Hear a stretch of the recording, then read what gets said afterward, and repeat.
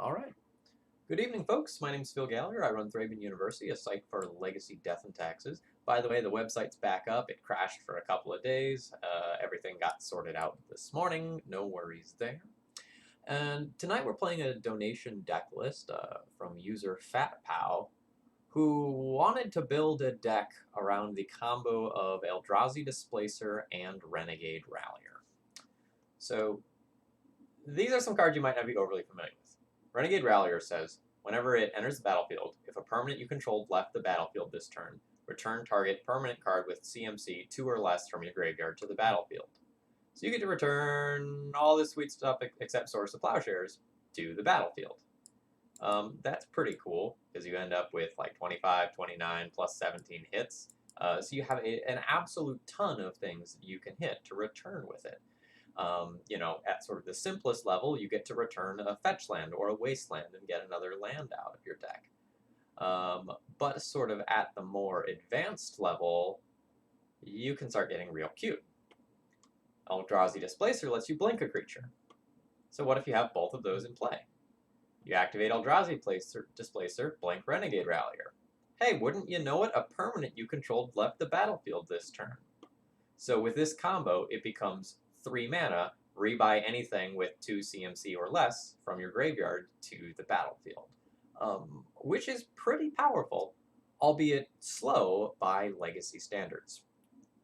Note, this is maybe the 3rd or 4th iteration of this deck list. I did a little bit of back and forth with FatPow about the list, but this list has never been played. So we may play round 1 and then realize, oh geez, there's this huge deck building problem with the deck that we didn't necessarily realize when talking. So they had some ideas and I had some ideas, and this is kind of the compromise point. In their original build, they were way heavier on Life from the Loam than I am. Like, they had 3 Life from the Loams and like Riftstone Portal for mana fixing, and they were really all in on getting like 100% value out of Renegade Rallier and just repeatedly dredging to get back get back your lands and feed Renegade Rallier. Bad Magic Cards deck. Okay, I don't really know that there are bad Magic cards in this deck. Like, if in a different context, I wouldn't really be embarrassed to be playing any of these cards, right? Like Renegade Rallier, if you saw one of those in Maverick or some other like Jund or not Jund, some other like junk mid-range deck, you'd go like, yeah, okay, I can see it, right? So like, I've played Eldrazi Displacer in multiple decks before. I think the stuff that's here is pretty good. Now, whether or not having, this synergistic combo is good enough to like want to play a style of deck like this, I don't really know about it, but I do think the idea is worth exploring.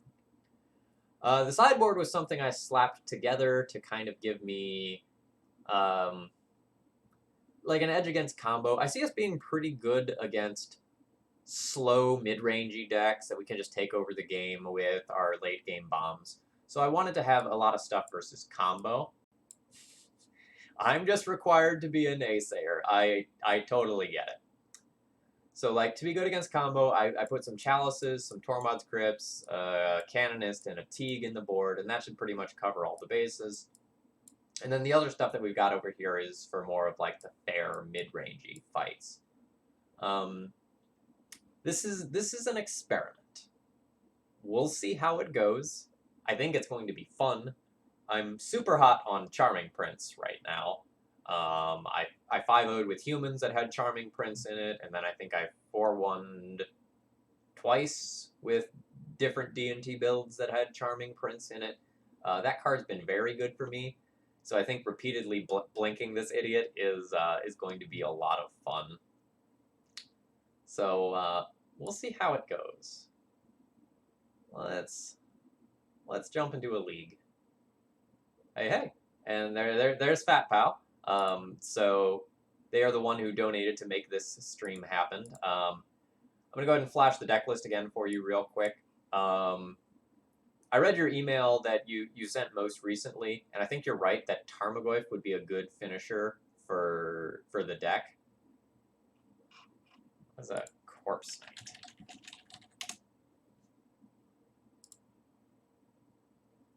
Whenever another creature enters the battlefield under your control, each opponent loses 1 life. Yeah, so one thing that came up when I was playing humans is that you can Charming Prince a Charming Prince and just keep repeating doing that to like keep getting triggers off of what it's called, Thalia's Lieutenant and Champion of the Parish, and that was super cool.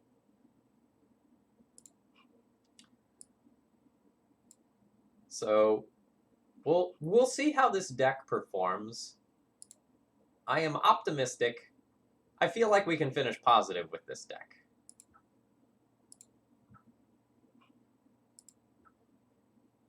Oh, awesome. Yeah, so just to catch chat up, we went through a couple iterations of the deck. Some of them had more loams, some of them had more ratchet bombs. I was worried that we were going to be too slow without some removal. Fat Pow started with, it was like 2 ratchet bombs, 3 loams, and I was just worried we were going to get Delvered by the opposition if we didn't have some early removal. So I added the Swords of Plowshares. I'm optimistic. Quote of the day. I really doubt that's going to be the quote of the day. I'm going to say some way funnier stuff on this stream. Like, win or lose, some weird things are probably going to happen tonight. And at first, I had a handful of white cards. Like, we had a couple of Tomics and, like, Sarah Avengers in here at the start. And then I realized, like, if I'm going to try to be playing Prismatic Vista as part of the mana base and run 6 basics in 3 different colors, then I probably need to not play white turn 2 plays. So this is kind of one of those decks that until you try it and like see what's actually wrong in practice, it's really hard to evaluate. Like, I think we have enough support for Renegade Rallier and Eldrazi Displacer to be good, but we'll see.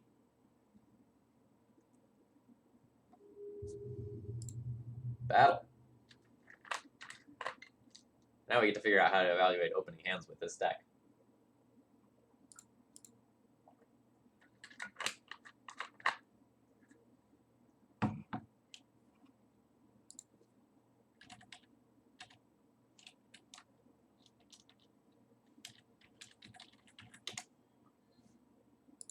Alright, that's what I thought. So we are playing against Storm here. So we're going to mulligan. What do we have in the main deck to mulligan to? Thalia? We're going to mulligan to Thalia game 1 here.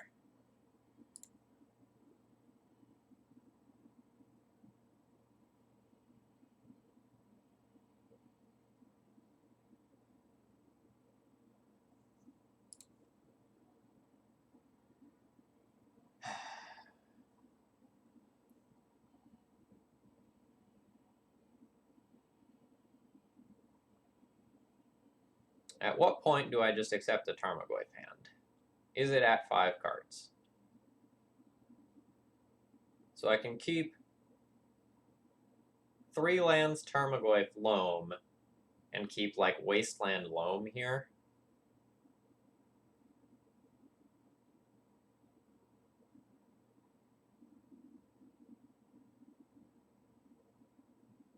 Or I can keep 2 lands. Like, I can keep Prismatic Vista, Wasteland, Rallier, Loam, and try to go for turn 3 fetch, Renegade Rallier, return a Thalia from graveyard. That's pretty deep. I think we just mulligan again. Yeah.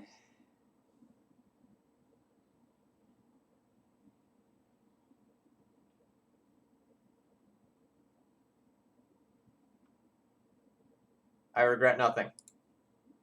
Keep. That goes back. That goes back. That goes back. And let's not take a bunch of damage off the canopy. And that goes back.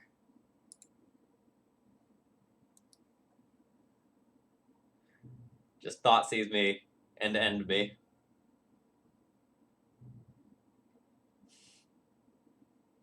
I regret nothing. If we had kept the Renegade Rallier Loam hand, we would have lost the Rallier there and then just been left with Loam Wasteland, and I don't think that's getting there.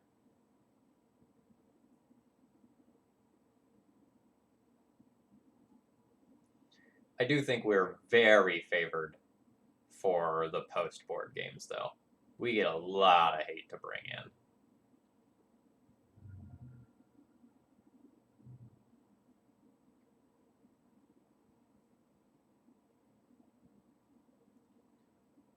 Three Thalias remaining in deck.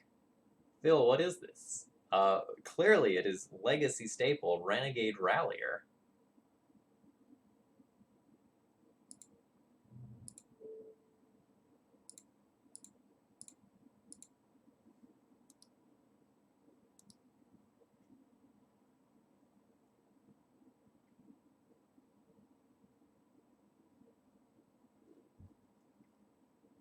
Alright, we're just gonna die now. That's good.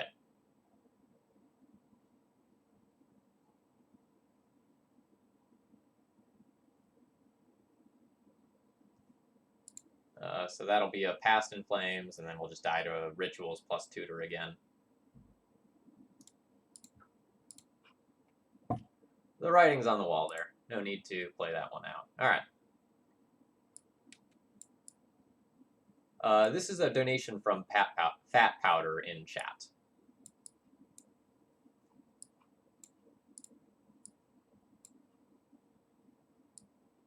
So there's our Storm Hate. We can even consider Ratchet Bomb and Sylvan Library as well. Let's figure out what we don't want. We definitely don't want Source of Plowshares. We definitely don't want Umezawa's Jitte. Yeah, we're gonna try to bully Ant this time around. So I'm gonna trim at least one Stoneforge Mystic, but it's possible I'll just trim the whole Stoneforge Mystic package.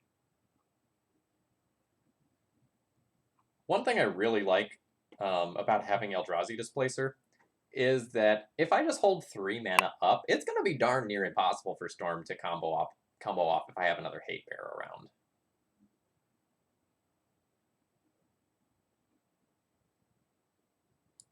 So Life from the Loam is probably not really what I need to be doing in this matchup.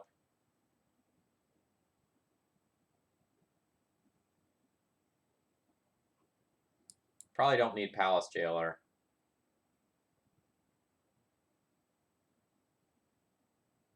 And I guess I'll just trim one Renegade Rallier. So much of my deck is just absolute fire right now. I don't know that I need a second Sylvan Library. The one seems fine, but at some point I just need creatures to finish things off.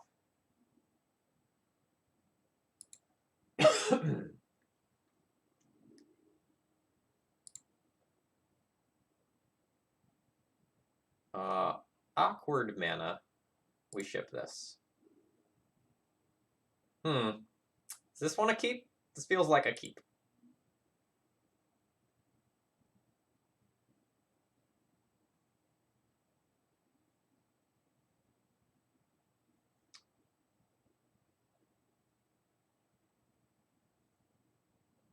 I think my Pride Mage can go here, and I'll just keep it so that I can play a 3 CMC card if I need to.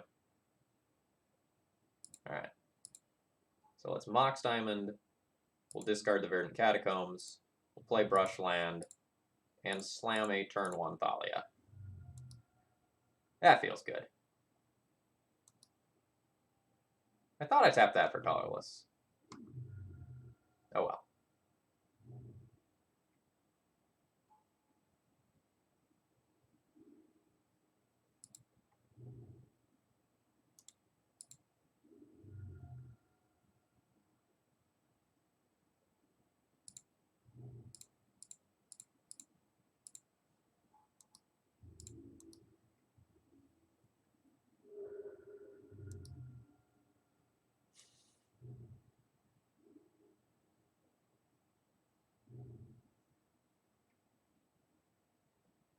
I was hoping for a Thoughtseize for value.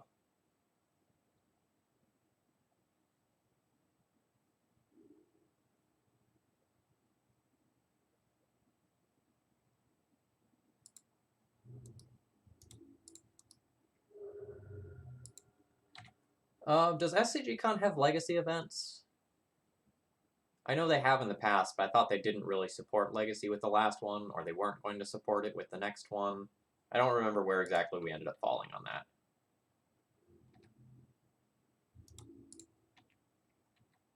Because I would probably come out if there are legacy events.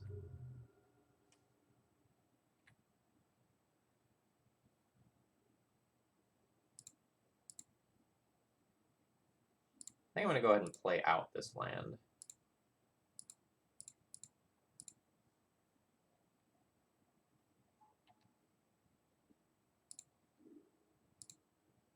Yeah, legacy side events only.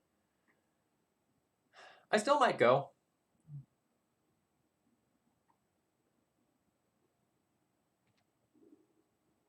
I will not sacrifice a land.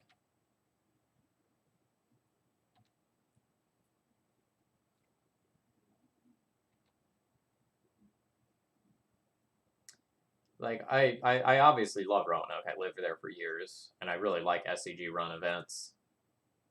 So I'd be very happy to go. But if it's just like legacy side events and I can get better value by like just grinding on Moto or streaming, it becomes a harder sell. If anything, I'd just be like going out to see people. Which, that's totally fine too.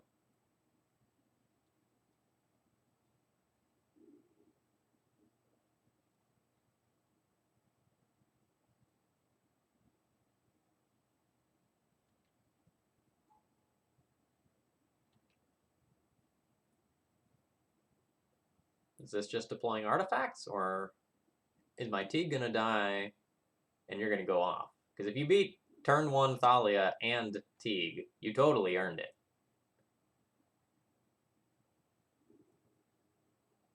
Bottom, bottom.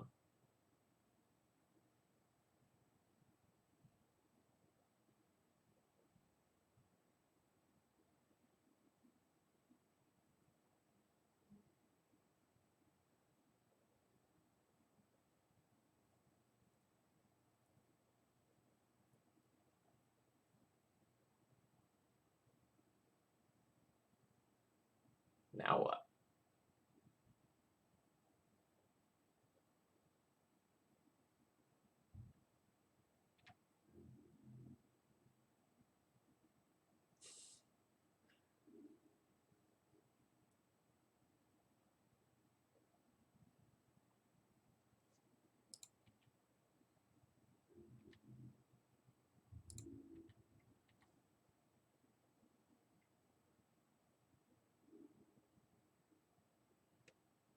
Decay the Teague.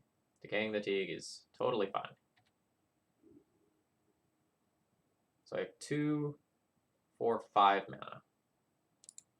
So I can go colorless and white, redeploy the Thalia, and then drop the Batter Skull in my opponent's turn.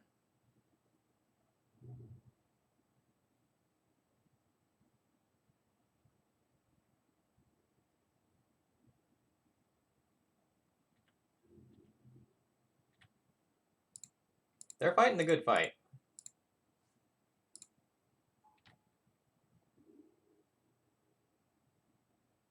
So 4, 5, 6, 7 damage.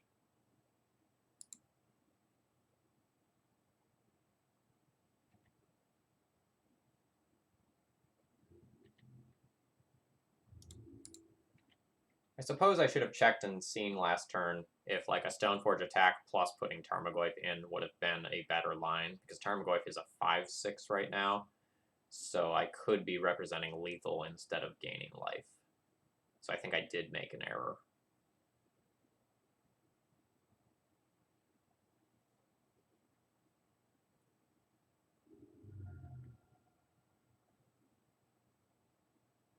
Now I guess this is going to be a green source and kill Athalia? No.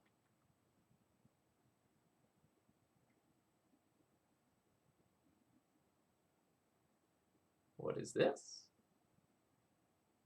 Echoing Truth, the Germ token. Deal.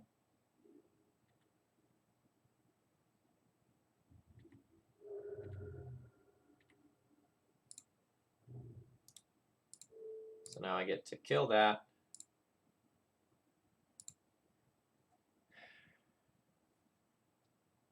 I could play the Batter Skull so that like a Massacre doesn't beat out Thalia. Is that better? It leaves me with non-lethal next turn. If my opponent has a removal spell, though. So I think I'm just going to play the Goyf out.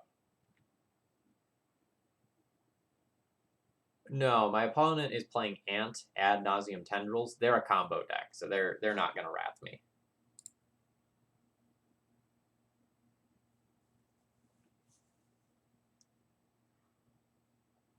On the draw, I kind of want my other Sylvan Library.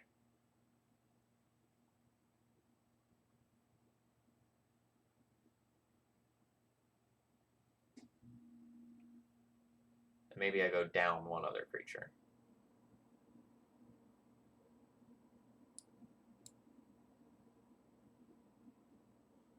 Displacer is so good at protecting from those removal spells, though. It just, like, invalidates them and keeps my creature in play. That's so strong. Maybe we trim one of those.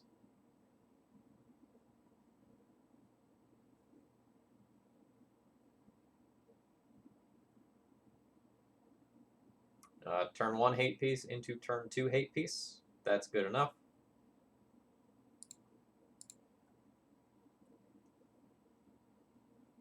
My Chalice is pretty likely to get Thought Seized. But that's okay.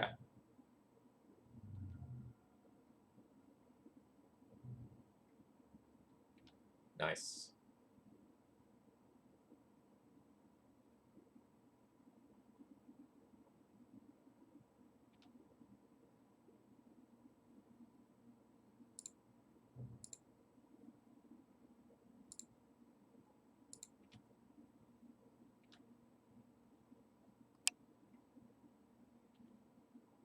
So the reason to play Goyf on the previous board was so that if my opponent has a single target removal spell, Echoing Truth, Abrupt Decay, Fatal Push, that sort of thing, that we play around that.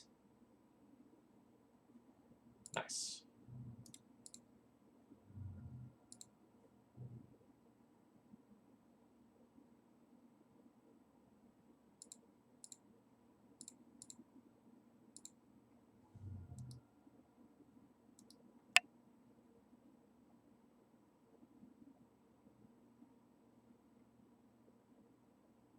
We're so very hateful.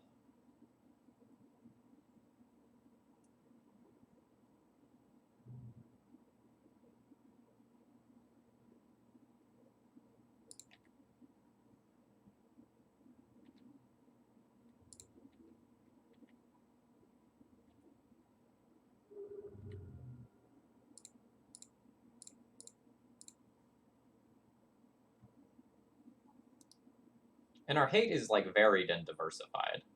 So each one of these things is sort of like shutting off a different angle that my opponent can like attack me from.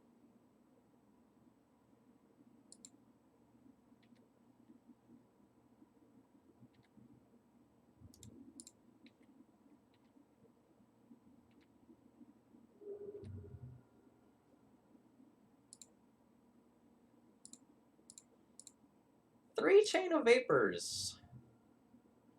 That would do things. There's some argument for just playing out a Pride Mage there, but the Pride Mage becomes much better if I can hold up a mana. Nice. We can't cast that because of the Teague.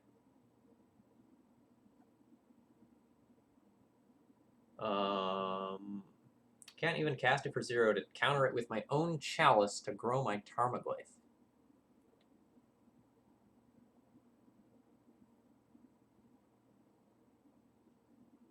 Would you play the 1 mana Toe enchant here instead of Canoness if it were legal already? Oh, the thing with the faces on it. Deafening Silence. Yes, playing that card is something that I could have considered for this deck list. And that could be better, actually. So my opponent is very much facing lethal already here. Let's just put another big, fat, dorky body in play.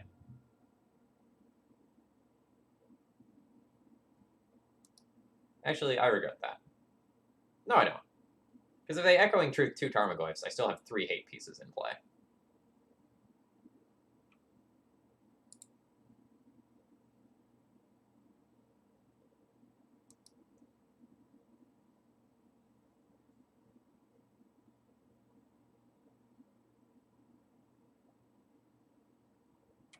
All right, there we go.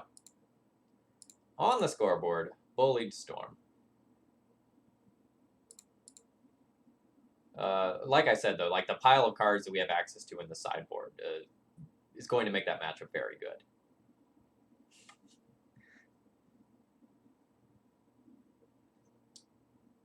Like, it just felt like we were throwing haymaker punches every turn of the game there. Like, I know we mulled to, like, what was it? We mulled to 3 to keep Athalia in game 1, and we still lost that. But then we looked pretty good afterwards. Okay, what are we doing? Turn 1, Prismatic Vista for Plains. Turn 2, Eldrazi Displacer. Turn 3, Jitte Equip. This is a very fair hand. I'm going to be keeping this one, though. Prismatic Vista. Totally disguising what deck we are, by the way.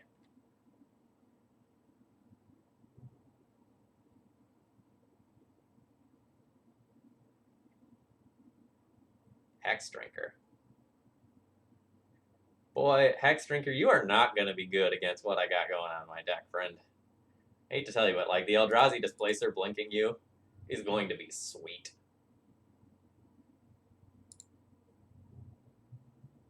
I forgot to switch my planes to the good art. That's on me.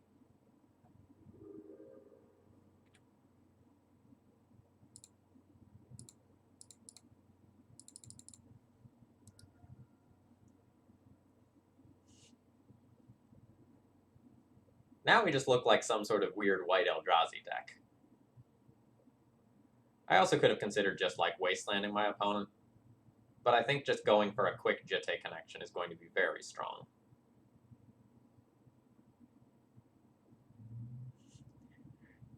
I mean, I guess you're not wrong. We are kind of a weird deck. Ooh, you're just going for Sylvan Library? I think in a vacuum that Chalice of the Void is a better card. Deafening Silence is most certainly better. How we tap for this is weird. I'm going to tap the Ancient Tomb for it.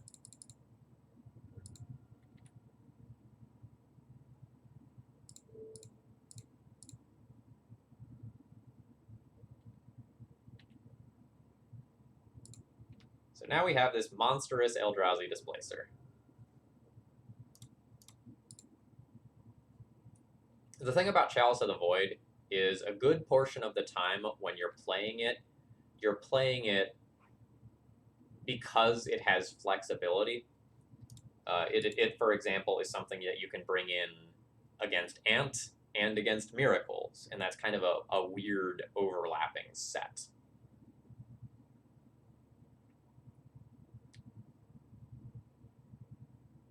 So, whereas Deafening Silence is basically just going to be for combo decks, and it's going to be worse than Chalice against a lot of those decks.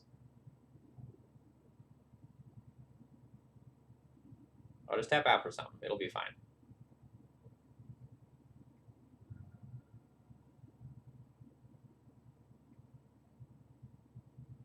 You tap out for a 2/3 Tarmogoyf. I accept.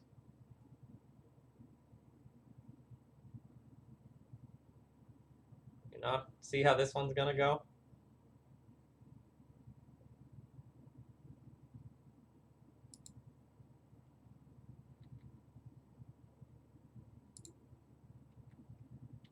So I attack. I get Jitte counters. Your Tarmogoyf has fewer than 4 toughness. Sorry, less than 4 toughness. I murder it.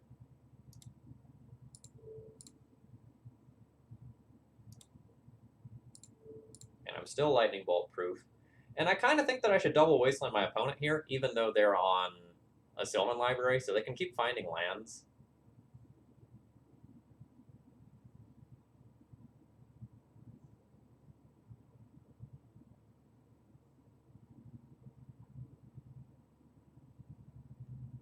What did I say? Fewer than? Yeah, so if you can count it, it's fewer. Yeah, so it was fewer. I was right.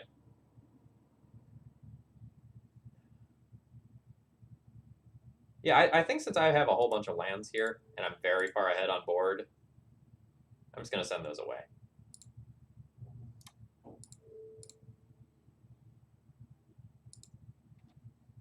I'm just not really sure how they get out of this, like, Eldrazi Displacer spot they're in now. I am eating the advantage bar.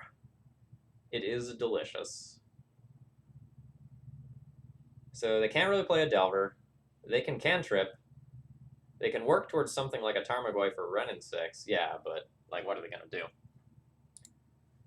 Alright, so we're playing against Rug Delver. I like a Path to Exile. I'm probably good with a Ratchet Bomb. I'm probably good with Palace Jailer. I don't really know that that's good from, like, the Death and Taxes side of the matchup, but here it seems fine. Okay, so remember when I talked about, like, deck building things that would probably be obvious once we started playing? How the F do we beat a True Name Nemesis? That was not in the plan. So we have this, like, one Ratchet Bomb that can answer a True Name. Otherwise, like, that hangs around and we just have to, like, beat it the good old-fashioned way.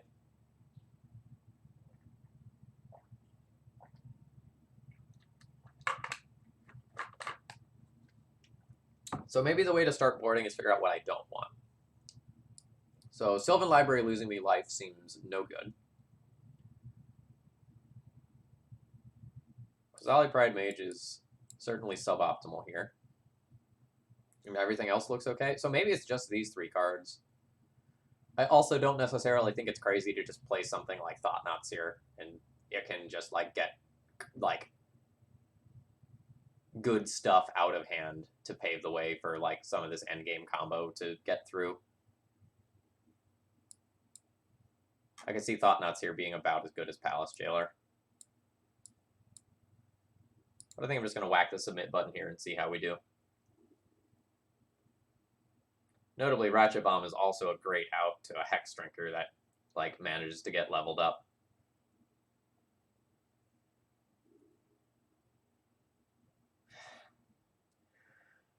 Oh, boy.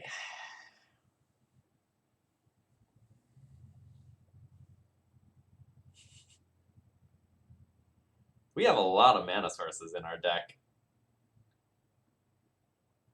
Can I keep the triple removal spell hand that is just crazy good if we spike something that can get us a basic planes? This is a greedy one if I keep this.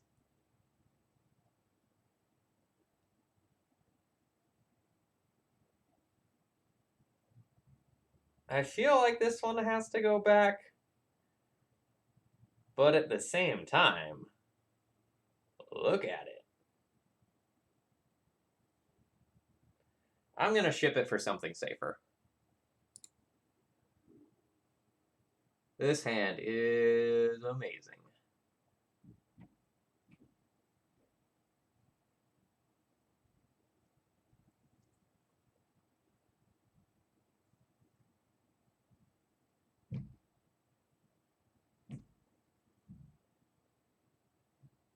Which card I toss is sort of tricky.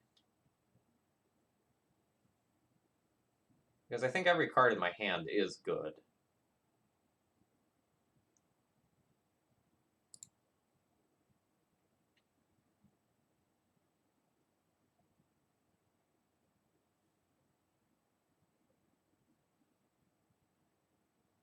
I think it's my Ancient Tomb. Because I'd still really like to just, like, jam a Thalia on turn 1. And I don't know that I want to, like, start out having Ancient Tomb in hand. Make me feel bad for pitching that previous hand. I get it.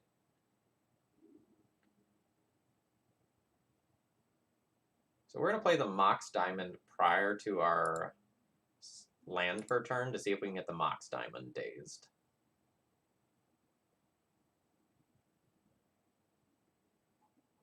We did not successfully do that.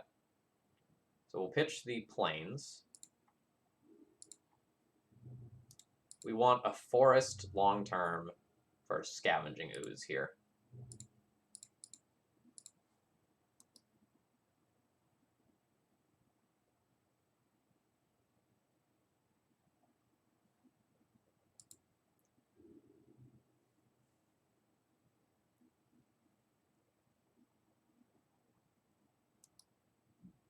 I just want to throw out how clutch a fetch land draw would be. Just like fetch, cast Renegade Thalia, Renegade Rallier, return Thalia. That would be pretty cool.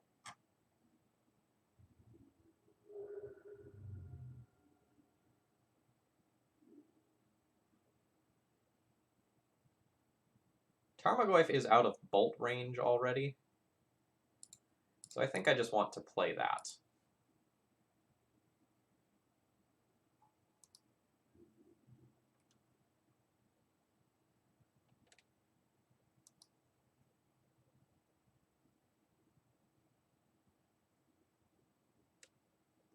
We're going to try to save this Scooz to be an endgame bomb.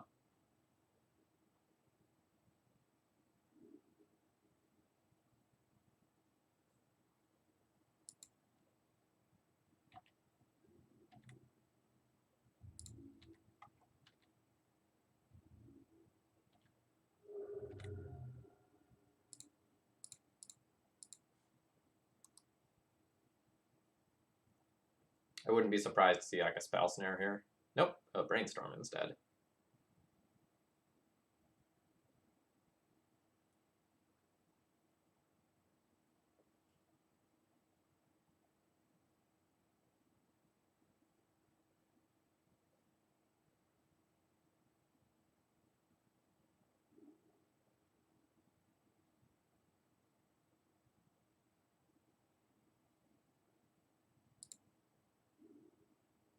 It's okay. If the dazes are going away now, that means that we can just rebuy this stuff with Renegade Rallier a little bit later on in the game. We're mostly just scared of our opponent sticking a True Name Nemesis. That's the thing that beats me as of right now.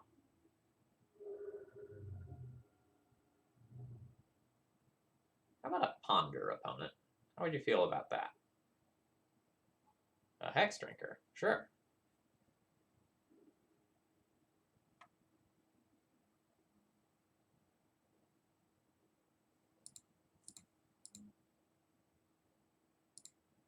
Again, being stuck on mana here and not being able to get to our big bombs is a little scary, but certainly not the end of the world. Playing the Thalia pre-combat means that like we can't run into any sort of like Hex Drinker block plus bolt the Tarmogoyf line.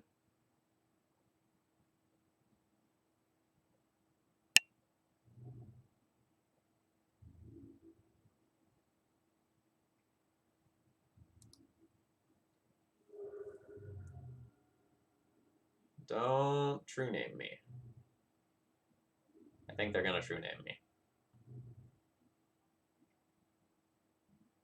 Oh no, that's totally fine.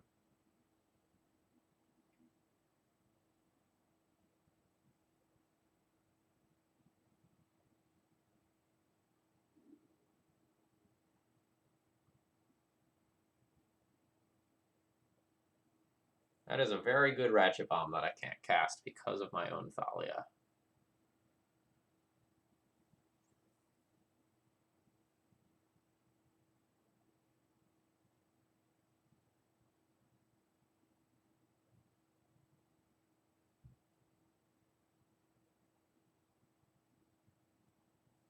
I almost want to attack my Thalia into the Hex Drinker.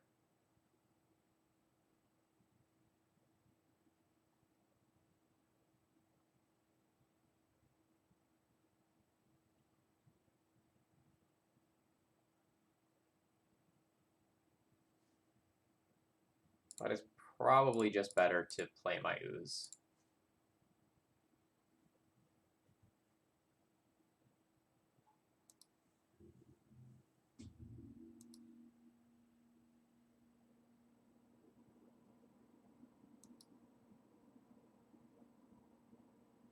We'll see what they do with the Hex Drinker in their turn.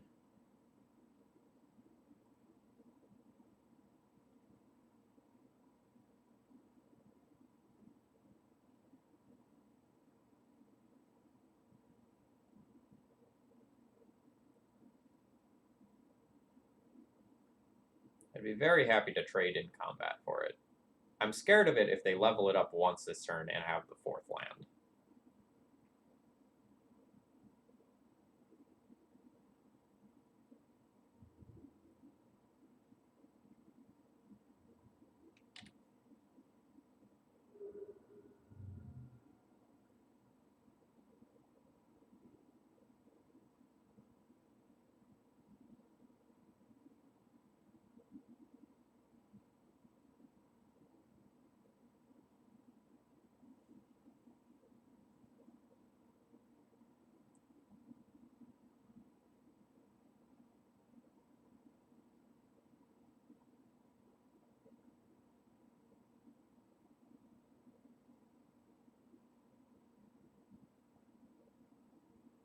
So the Hex Drinker represents 6 damage unchecked. That will kill me over 2 turns.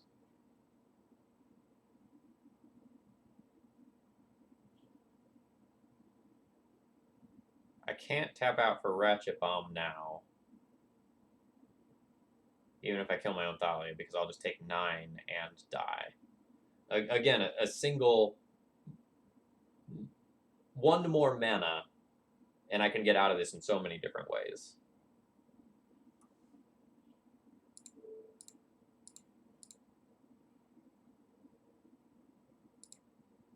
So I think we have to just remove the Delver. And if opponent has a counterspell here, they have a counterspell here. But I'm not going to wait until their turn when they can also Spell Pierce.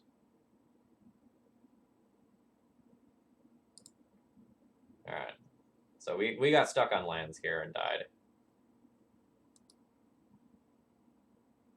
I'll make my opponent show me that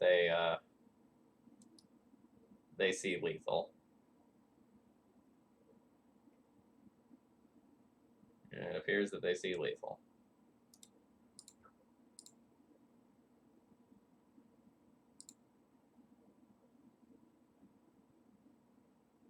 So I don't think I want to change anything about how I've boarded here.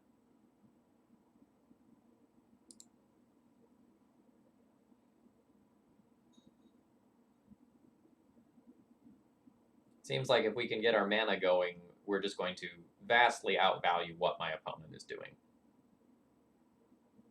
We got stuck after a mulligan, so it goes. I maybe could have gotten out of it if I chose to kill my own Thalia by attacking into the Hex Drinker. But if they had that daze the previous turn, then I was not getting out of it.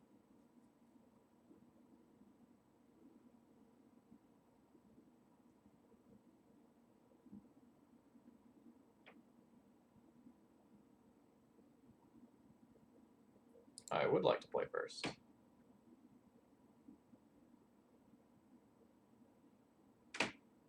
I think I'm supposed to keep the Wasteland Life from the Lone Tarmogoyf hand, even if I can't cast 2 of my spells in it at the moment.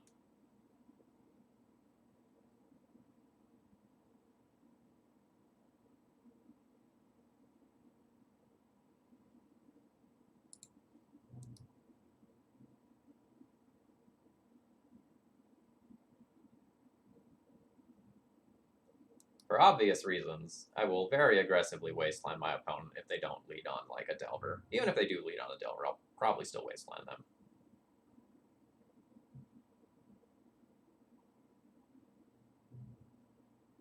Oh. Alright.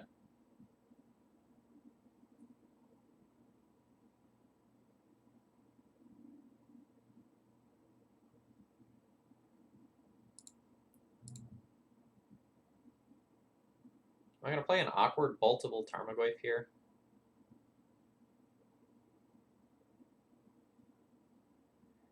I think that's better than casting Naked Loam.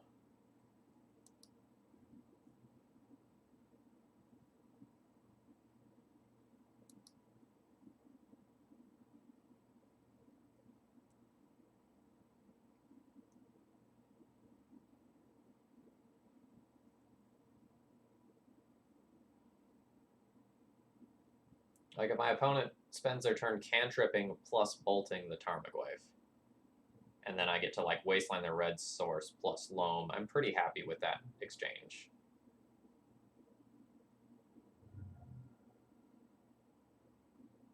And now the Tarmogoyf is a 2/3, the sorcery's in the graveyard, so I'm relatively safe there. Second Delver.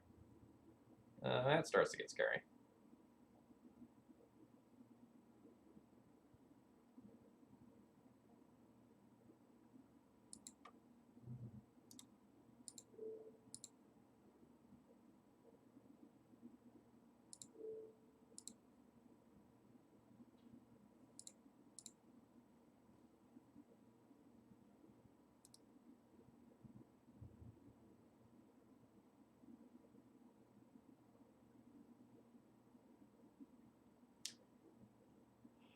So my opponent pondered. They chose not to shuffle. The Delvers are flipping, so I should attack. We are playing an Eldrazi Displacer Renegade Rallier mid-range deck. That appears about to be Delvered. Oh, it is certainly top-notch jank. Well, hold up. Hold up. You pondered, kept with ponder when you were double delvering? Hold on. Did they fetch in between?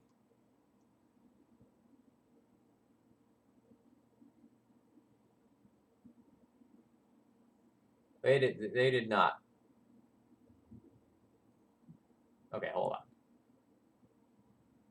Oh no, it was blind. It was blind.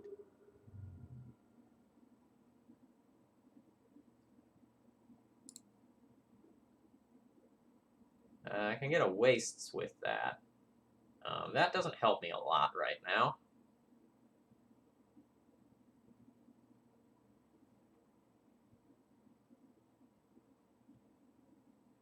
I really needed to flip a white source there.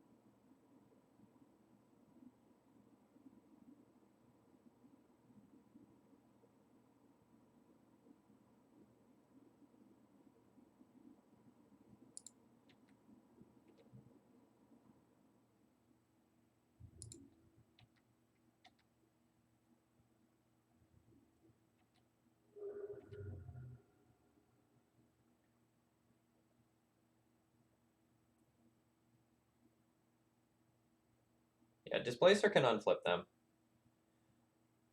So I think I'm supposed to cast the Thalia and use the Thalia as a bait spell here and actually remove a Delver next turn.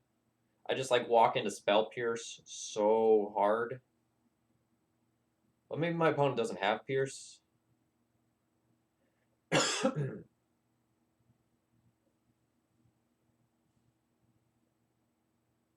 Ah, no, I think I need to go for it. Oh yeah, and a turn Brainstorm for me. And a turn Vapor Snake, that's fine. Now I don't expose something to Spell Pierce.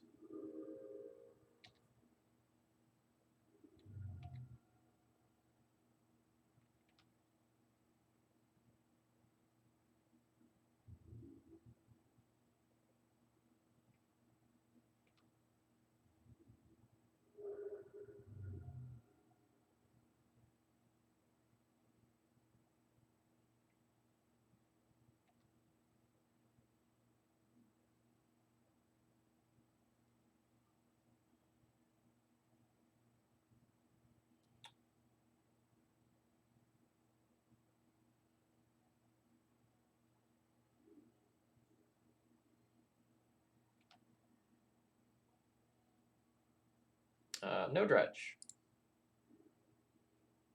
Prismatic Vista. That's interesting. So let's start with a Thalia.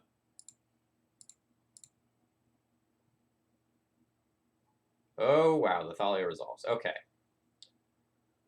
So, now I get to resolve one of the many ways to deal with a Delver.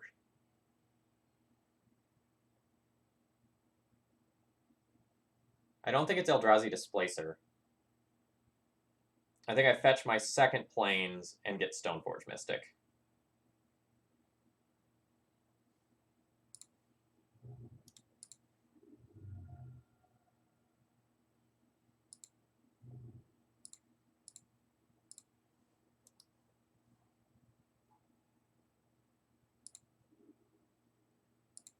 We'll take the Jitte here.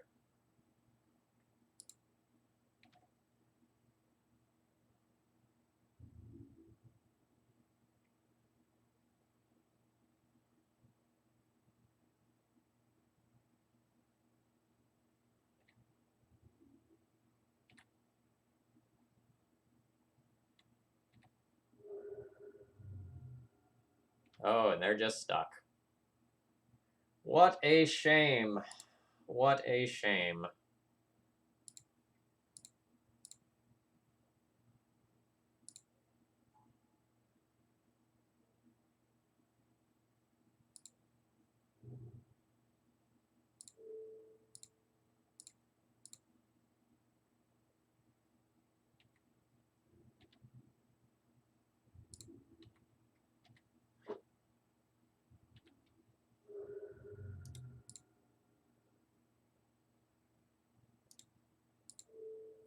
Immediately kill that with no remorse.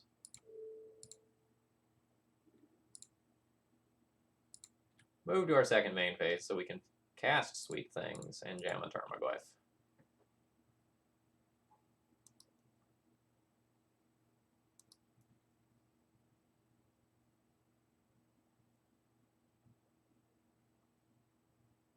We turned the corner on that one so quickly. So now my opponent is on a 2-turn clock. Small threats like Delvers aren't good. My Tarmogoyf will be better than their Tarmogoyf because of Umezawa's Jitte. We're going to have Displacer to do disgusting things to my opponent.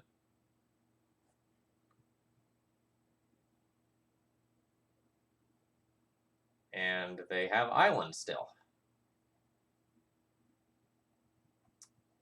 No Dredge.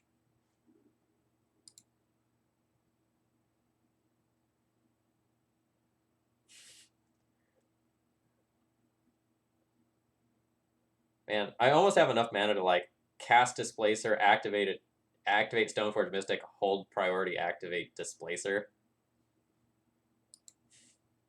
We're not quite there though.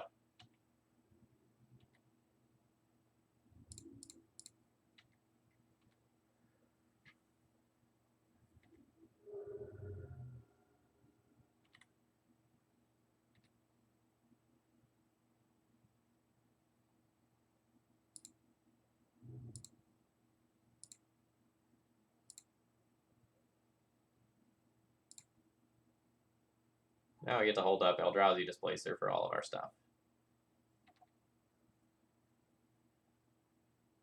And end step, we can displace and we can displace Stoneforge Mystic to get a Batterskull. Delicious. So opponent fetched for Island on turn 1 of this game to play around the Wastelands that I did indeed have. So, like, doing so meant that, like, the Wasteland Life from the Loam Lock just didn't get them, but then it caused them not to be able to cast some interactive spells, potentially.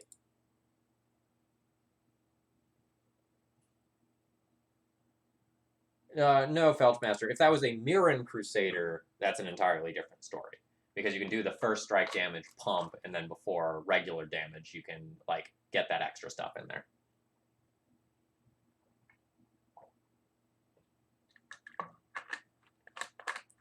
Hey, Potentia, welcome.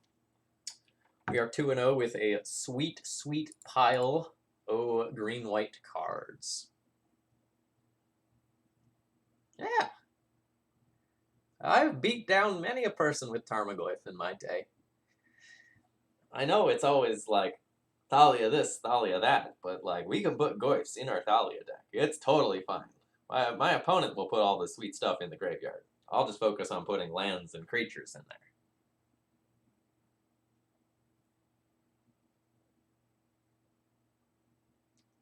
See, that's the next level play. So many players are trying to set up their own Tarmogoyfs. No, we just let our opponents do it. Ah, we're playing against Arkan.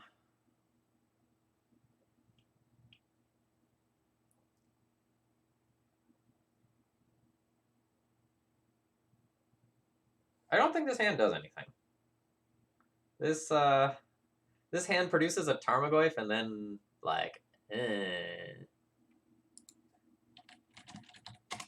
Hey, Arkan, you're in for a treat. I think I'm going to ship this one.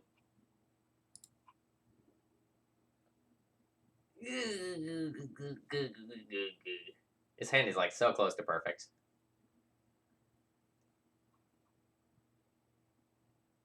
And by that, I mean, we need help.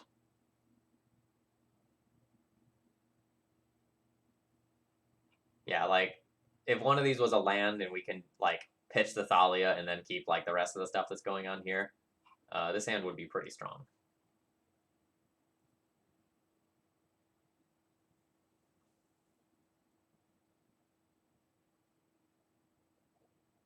Opponent is mulliganed. I'm going to mulligan again.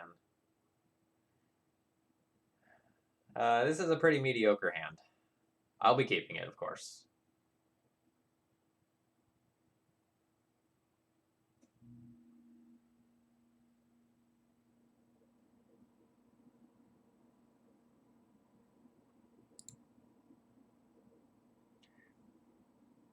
I think I'm going to go for stability with this hand and pitch Ancient Tomb and Wastes rather than try to play Eldrazi Displacer on turn 2. I don't know if Arkan is on, like, some sort of Delver deck or something. But if he is, I would like the possibility of just having 3 basic lands never being wastelanded this game.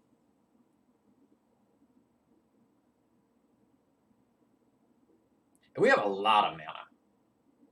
We have a lot of mana in this deck. I think it's like 24 lands plus 25 lands plus 4 Mox Diamonds. Oh, our opponent is on Dredge.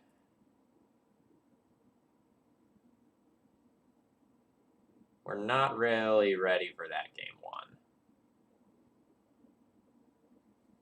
1.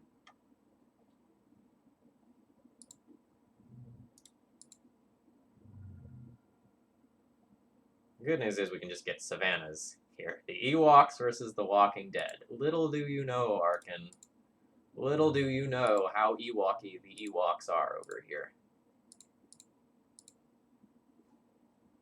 We'll be scrying.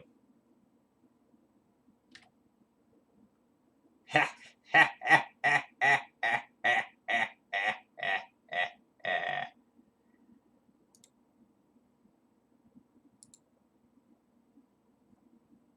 Do I want that Rallier too? I feel like no. I feel like I just want to draw into more lands naturally. So let's send that to the bottom. Let's send that ooze to the top.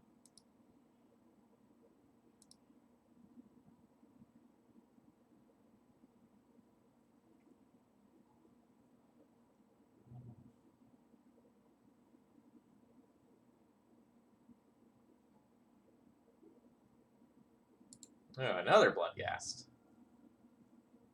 Well, there's all sorts of fun things going on over there.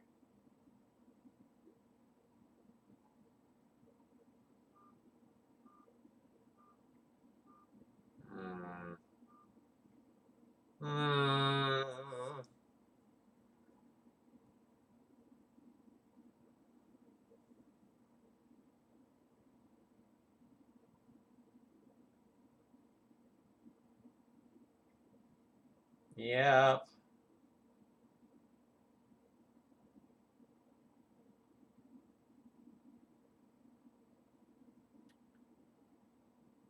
We're maybe okay.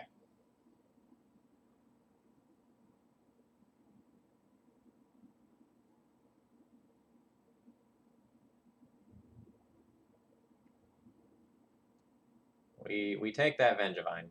Or do we remove the bridge from below, actually?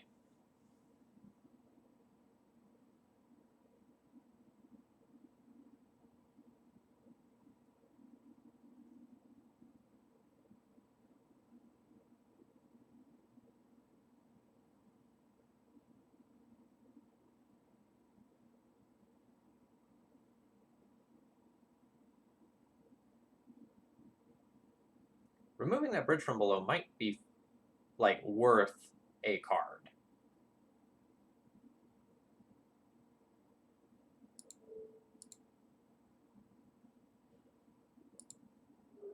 Because I feel like long-term,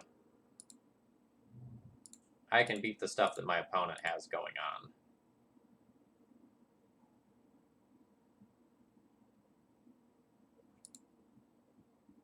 If I stay alive. If my opponent gets a bridge from below, though, things get a lot scarier. And the fact that I can't, like my opponent has a second Hogak, so I can't just, like, Swords to Plowshares away the first one with impunity. Oh, boy. That also represents a problem.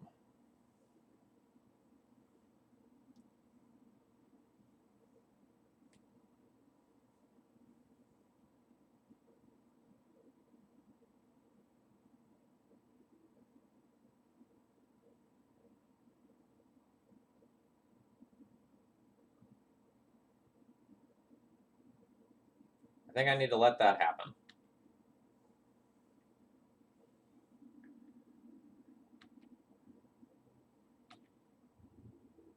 Please attack with, like, enough black things that you can't cast Hogak.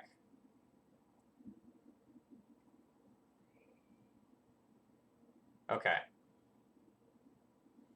So now I could Swords to Plowshares Hogak, block Stitcher's Supplier, take 8, hope to untap, and eat the other Hogak out of the graveyard.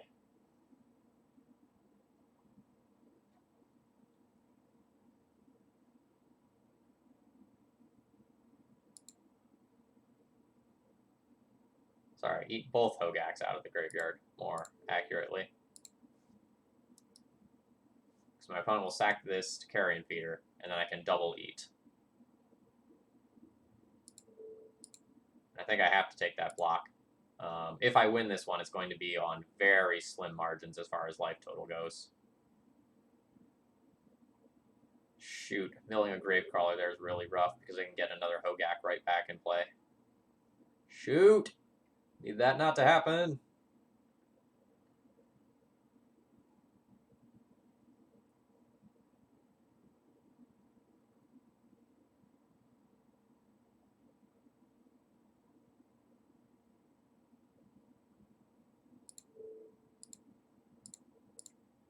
So I can eat that.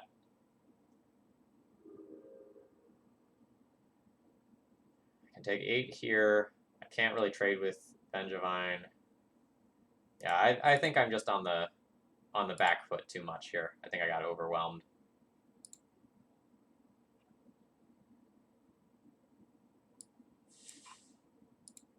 Waste? Winky face. Alright. Path seems good. Crypt seems great. Palace Jailer seems bad.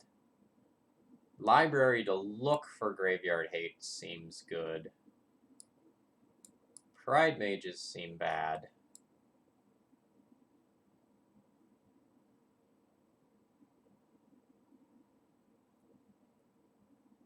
Some of this stuff at the back end is probably going to be slow. And a Canonist might be better than some of my back end. So I could probably, like, drop a little bit of my end game.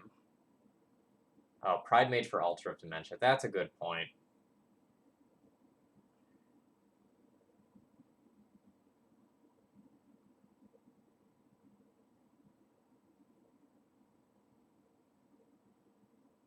Can I afford to Chalice on one if I need to rely on these things to kill all their stuff?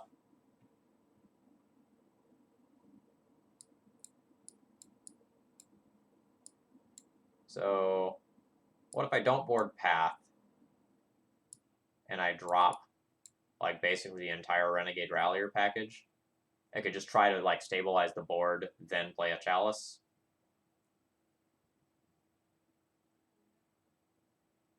It's negative synergy. I'm super creature light if I board like this. Displacer stopping Hogak is pretty darn good. So I feel like this is dropping too many creatures. If I board like this, I probably can't play Library. I just need to keep a couple more creatures in the deck. So then I could keep the Pride Mages to just have something that I could potentially sack to get rid of bridges or to blow up the Altar of Dementias.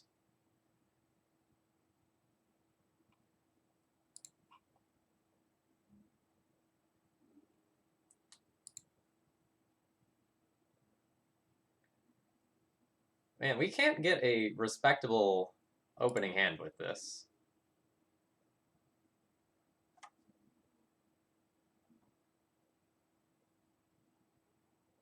I guess I'm keeping this. We're going to pitch a Swords to Plowshares with this hand. We're going to go Windswept Heath pass. We're going to Swords to Plowshares any sort of creature that they put in play this turn, and then slam a Chalice on one into Tarmogoyf.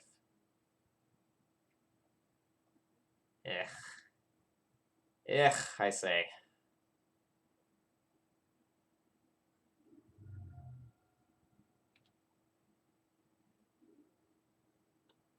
Well, that's pretty okay.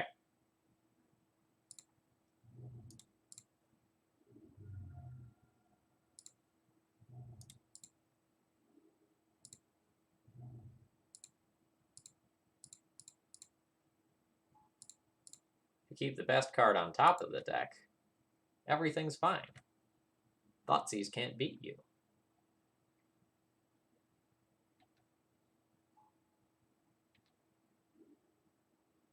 Multiple Hogaks.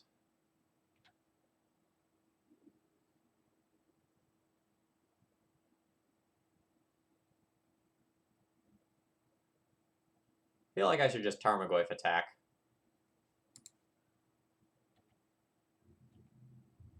Rather than Swords to Plowshares.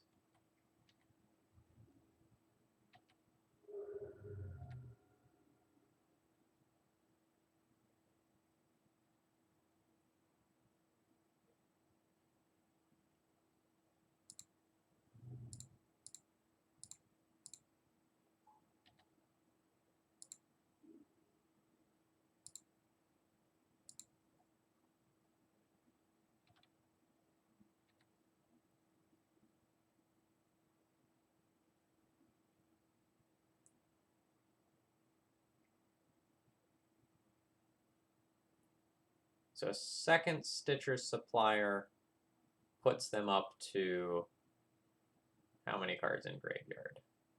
So that's up to 7 cards in graveyard. Then they can Well, alright, so if I do this, and Swords of Plowshares this Stitcher Supplier, they won't have a second creature to cast Hogak. And if they put a Bloodghast or something else that can come back in, I can nuke the Tormod's Crypt in response.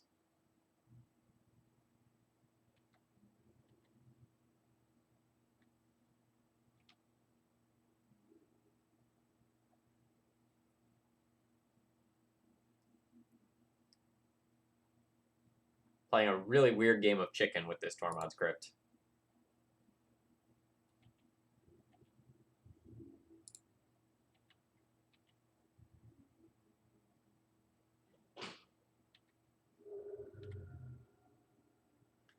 I kind of like just crypting here. I get 3 Hogaks, and I keep my opponent from casting a Gravecrawler, because I can just like cast Gravecrawler into cast Hogak.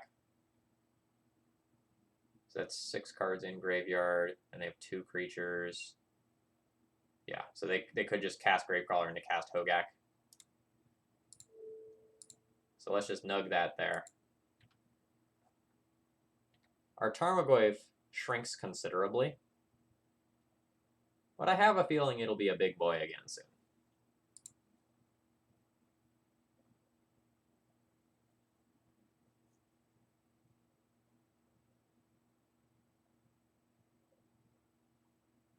When I'm on the draw, I feel like my chalices are considerably worse.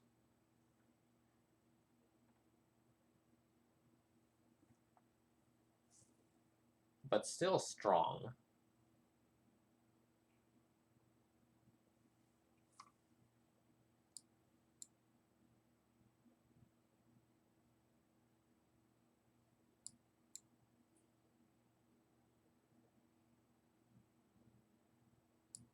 Maybe let's cut the life from the loam for a path.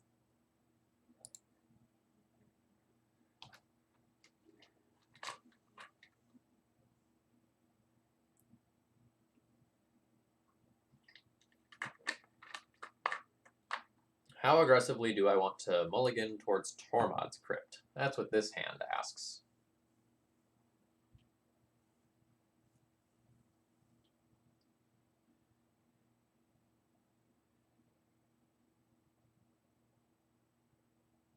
So this hand has all of my colors. It has a turn 2 lock piece and a turn 1 removal spell. It also has Charming Prince to scry if we lose our chalice.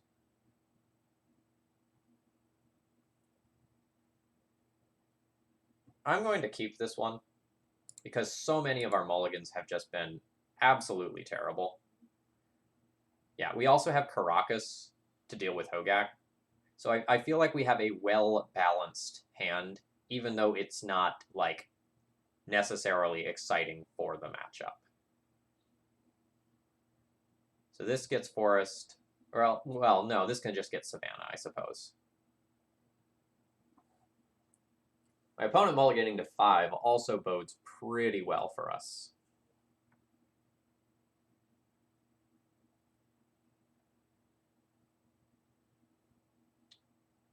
So I play Windswept Heath on turn 1, pass, aggressively path to exile like a Hedron Crab or something from my opponent.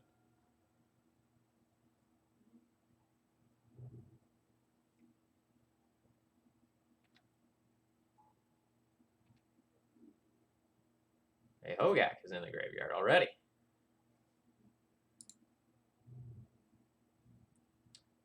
And we just pass the turn here.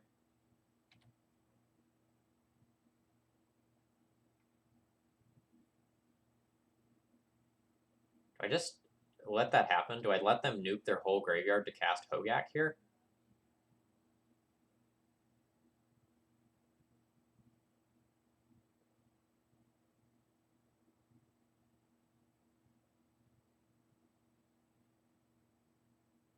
That might be greedy. Like, I have an answer to it, though. Like, I have an answer to the Hogak in hand. I'm going for it.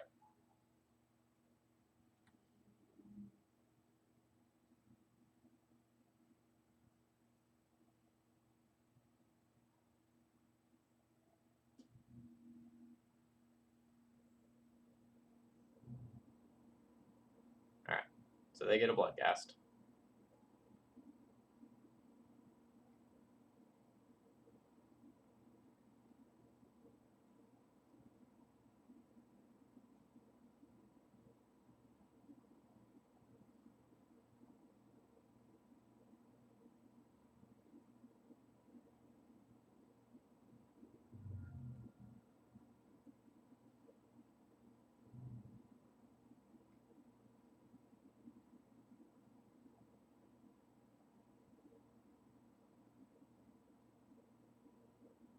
Carrion Feeder's annoying.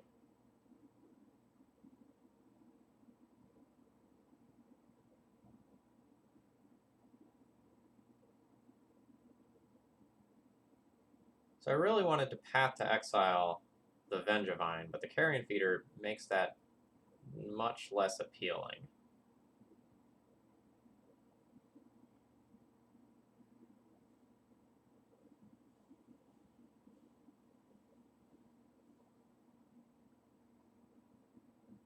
Kind of think I'm going to need to get rid of the Carrion Feeder.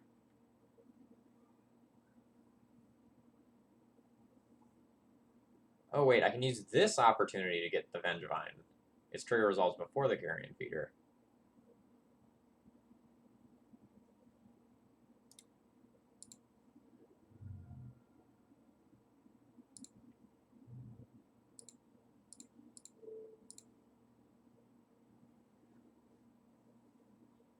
And this is good, because that means that, like, the Path to Exile timing isn't going to happen where it can, like, get a Bloodghast. Oh, and they only have 2 swamps. Okay, cool. We'll see how deep my opponent goes with, like, sacrificing things to Stitcher Supplier here. The turn could get really weird.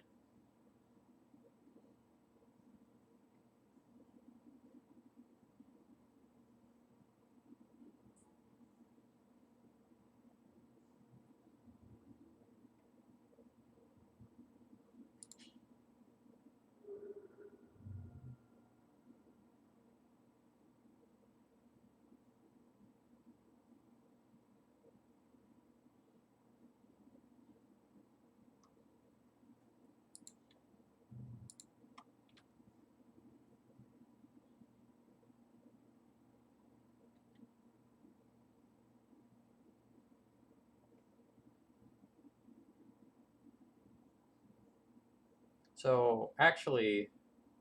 No, never mind.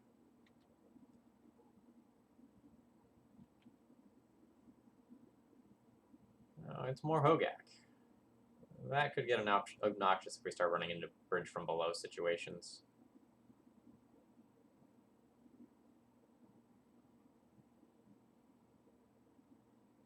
So before there's a bridge in the graveyard, I should probably try to bounce this.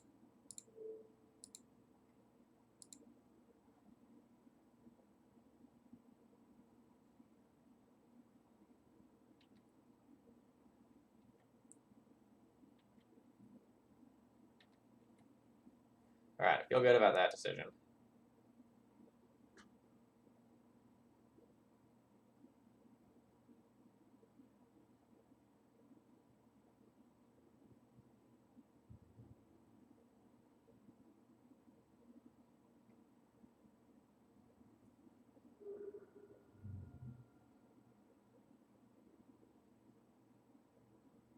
I feel like my opponent could have done more damage by continuing to try and do things pre-combat and growing Carrion Feeder each time.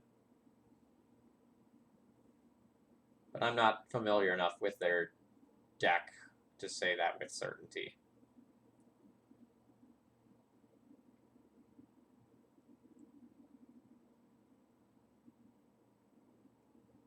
Alright, so now my opponent just gets to, like, Hogak, tap the zombie, re-Hogak. We're going to concede there. We're losing to our opponent going wide of us. Rough. I don't regret the keep. My opponent had a very aggressive hand, though. These hands.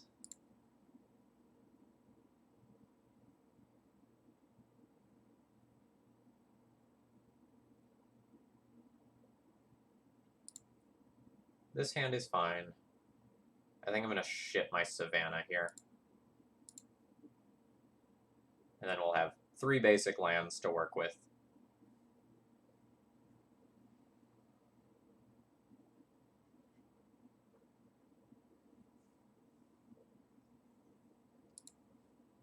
Let's give them the old plains go. Start off with the misdirection, look like D&T for a little while. Ugh, Merfolk. Hate Merfolk. Next turn, we'll try to Pride Mage their Vial.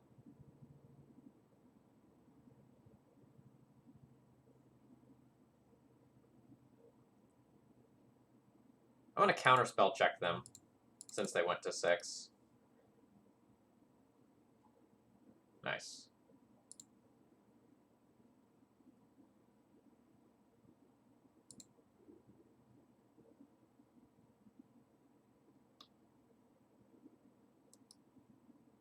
Jotei tends to break creature mirrors wide open, so very happy to get that early on.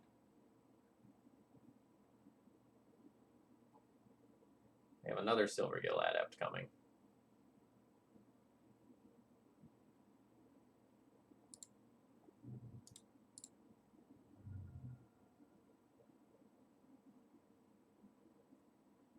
Indeed. My favorite.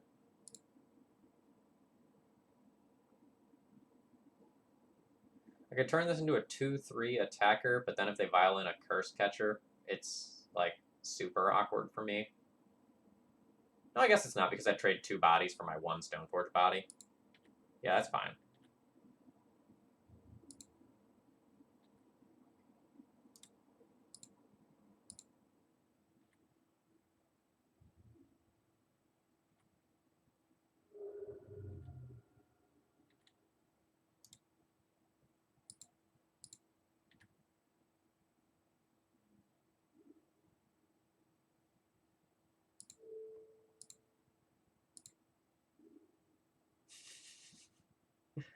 Hey, hey. Yeah, I really don't like the fish people. Like, I don't understand why you would ever register this deck in an event unless you're, like, playing against a very inbred metagame.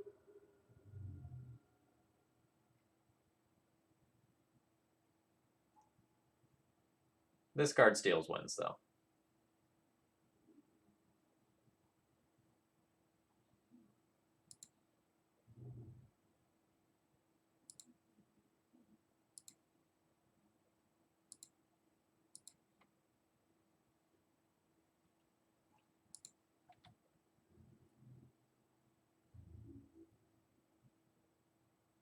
One of the problems we previously identified with this deck is that I don't really deal with True Name Nemesis well. So, like, I can totally just fold to a single True Name Nemesis over the course of this game that just gets really big and holds back my Jitei.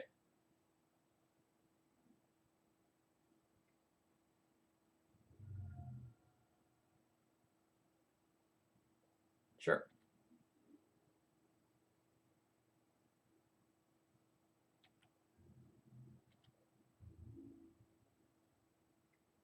Good lord, that's a super loosey-goosey attack. If I have the Batter Skull, that is beyond punishing.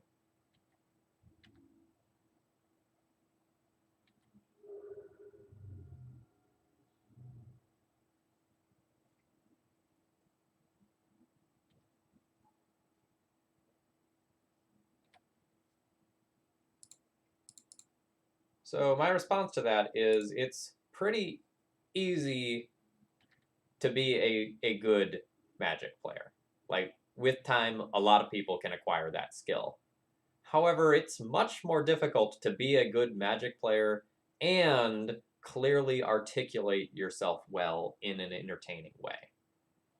Doing that is a skill set that teachers have.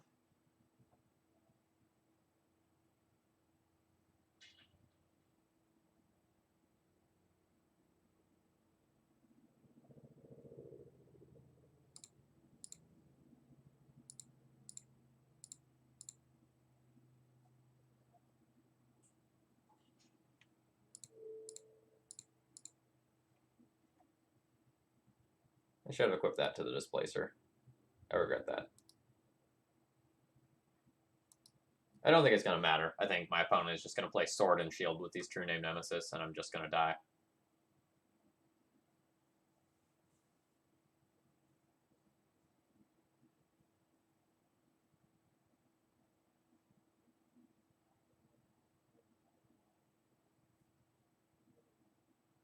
Physics, huh? I did not know that. That's my factoid of the day.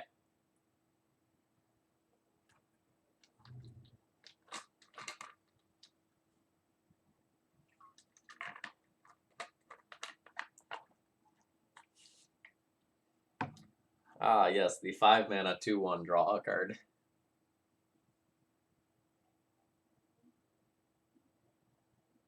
I don't get to crab too much about card quality today when I'm playing 4 Renegade Ralliers in my Legacy deck, though.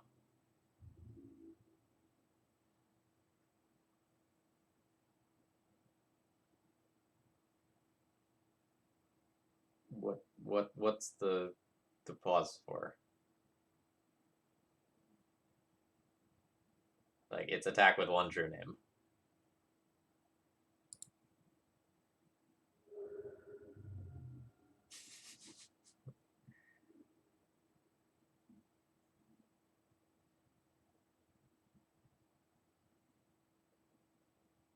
So now we basically need my opponent to mess up again for me to have a chance in this game. And if they mess up, oh boy, we're going to do some sweet things.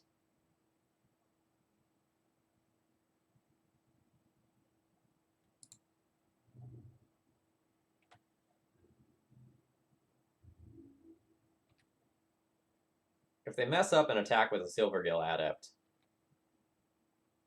I can go and get a Battered Skull and block it.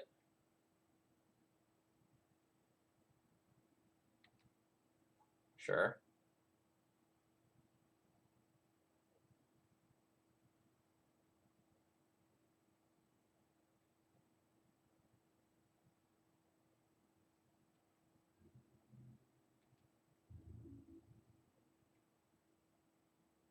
Yep.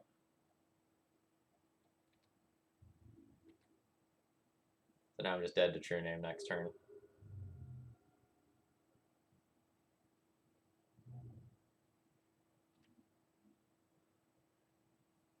Alright, so we hold priority. We activate Stoneforge Mystic. Then we blink this in response.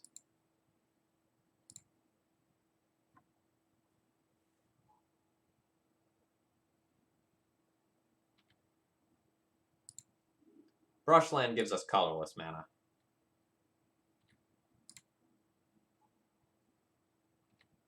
So here, the earlier mistake of not having equipped this, like, could be costly. So I can gain 4 life if I attack in with both of my creatures this turn. That can put me to 9, keep me alive for 1 more turn, but I think I'm just dead after that. I just can't beat True Name.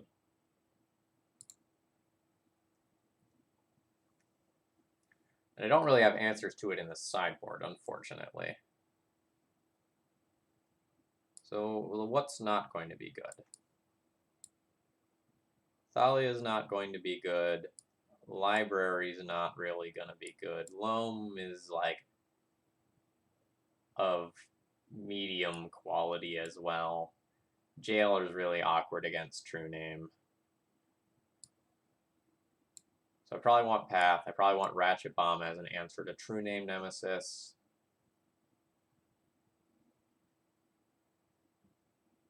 I may end up having to play an awkward Monarch game with my opponent and also bring something in that messes with their vials.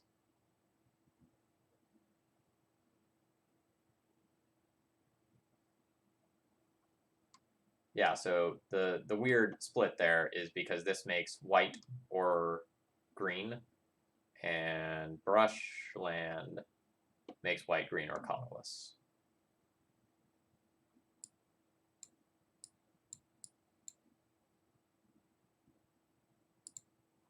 I don't really love how we're boarding.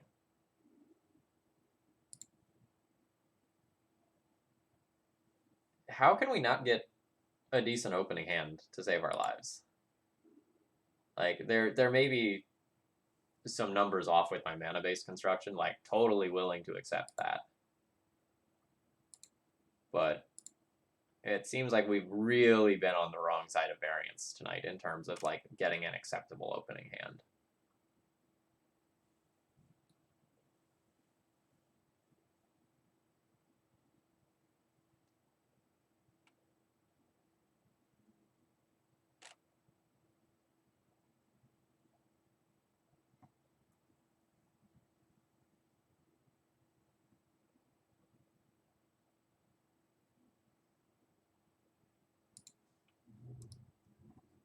And not getting acceptable opening hands has been really rough because we really need to hit our land drops on turns 1 through 3 in order to make the Renegade Rallier even somewhat viable. Alright, our opponent kept a no-lander on a mold of 5. We take those. I, like, legit don't understand. Pitch Brazen Borrower. Sure.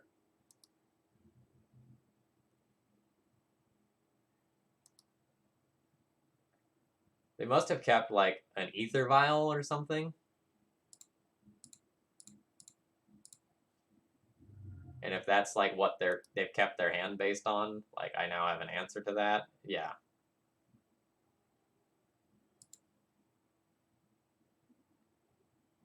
Alright, here we go. Respectable opening hand. Let's do it.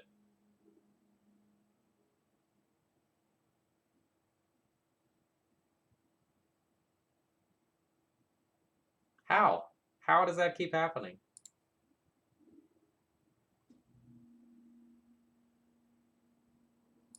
This I'll keep. Awkwardly, I need to keep the Mox Diamond. Because I can't produce white otherwise, which means I'm effectively on a 5-card hand. Which really, really, really sucks.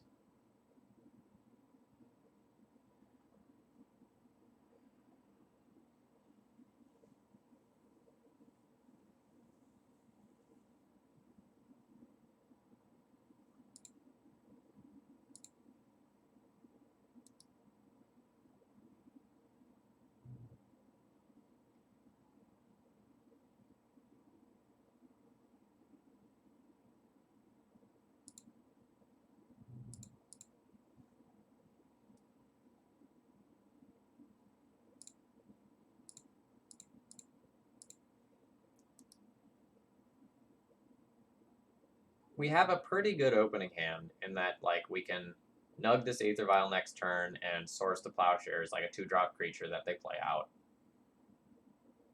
So we're not necessarily in bad shape by any stretch of the imagination, but now I need to both top deck lands and something to do, and that's not really an okay position to be in when my opponent at some point can just play True Name Nemesis and just ride that to victory.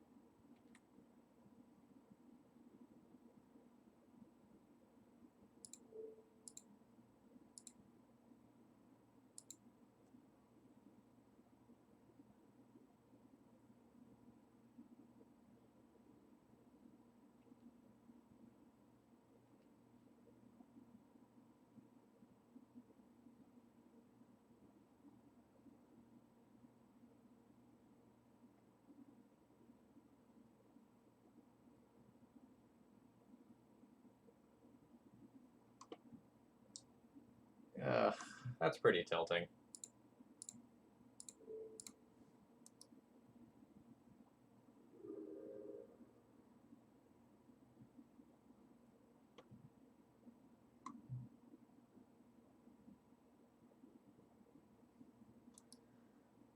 We're gonna lose to a Merfolk player who mulled to 5, keeping no lands. Because they bounced our Mox Diamond.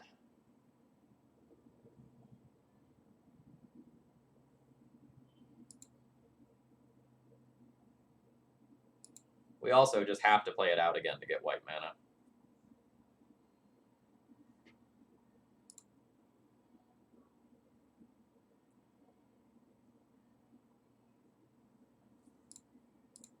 I also think I need to play a creature to the board this turn. And at least attempt to trade here.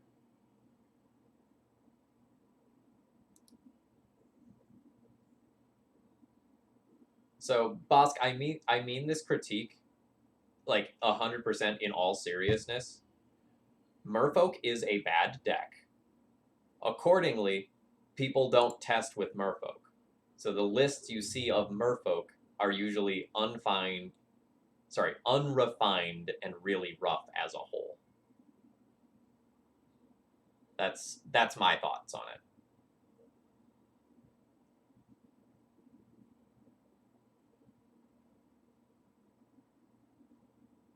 I think I'm gonna try to get a mid-combat blowout with a Swords to Plowshares.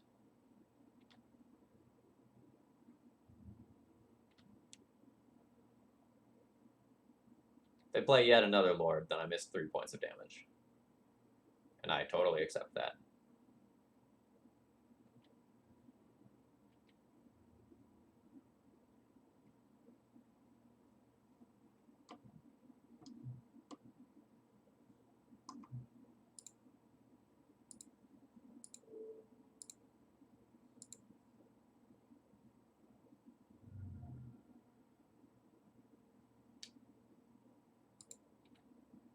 All right. I've missed 3 points of damage, but the upside was potentially very high.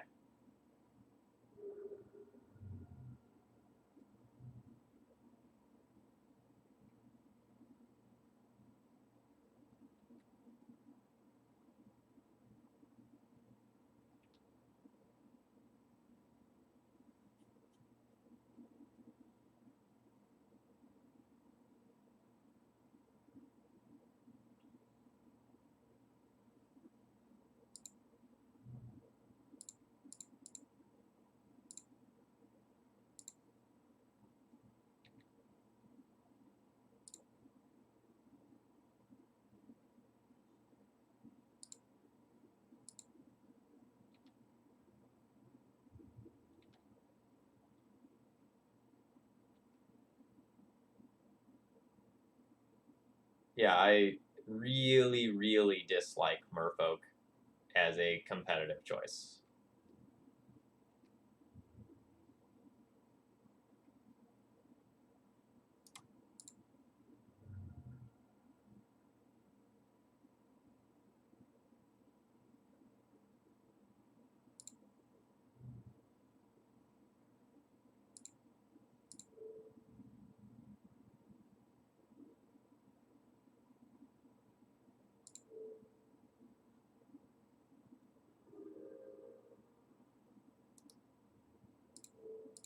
We can trade with a Lord there and end up in bad shape, but not dead.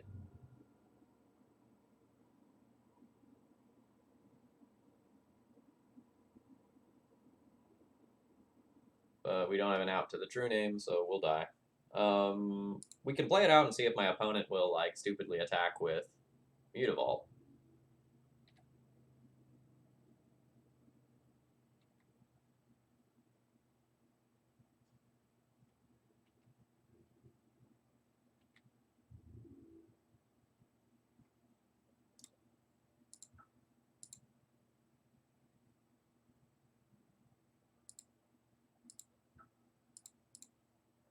So we've confirmed that we don't have answers to True Name Nemesis in the deck. So we would need something in the sideboard to answer that, and I don't think the answer is like more Ratchet Bombs. That's just very slow. It's possible I went too overboard with the Prismatic Vistas in the mana base. and like I should maybe have like a single waste and just like maybe like 2-ish prismatic vistas. By the time we're getting to Eldrazi Displacer, we're usually having colorless. But I theoretically like the worlds where against like red prison we can still have access to colorless.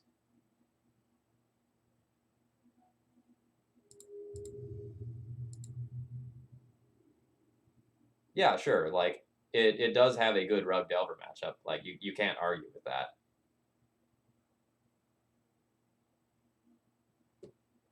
Again, like why can't I just have an acceptable opener with a mix of lands and spells? I just want to like see this deck fire on all cylinders and work. All right, snap keep this one. It has a Sylvan Library. That can do a lot of work.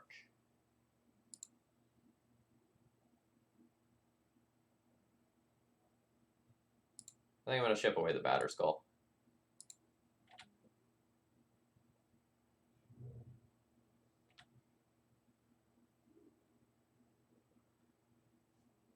Let's confuse our opponent, shall we? Wastes, go. I don't want to expose myself to Wasteland, and I also don't want to let my opponent know that they need to play around Wasteland. I don't foresee myself wanting to play Qasali Pridemage on turn 2. I see myself wanting to either Thalia or Library.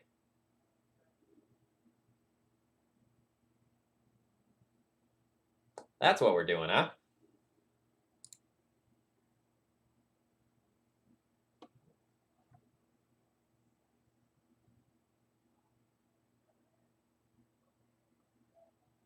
We might win this fight.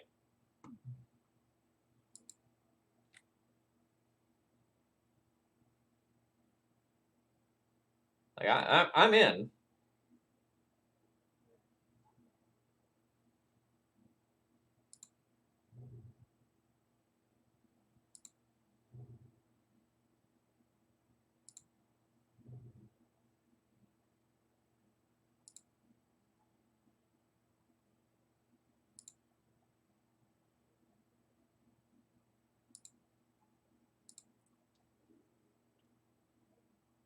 How sick will it be if we just peel Caracas, by the way?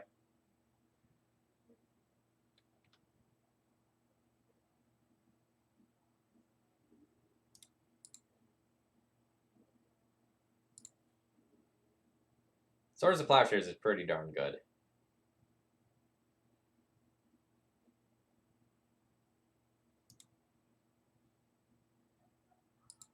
So I don't want that Mox Diamond.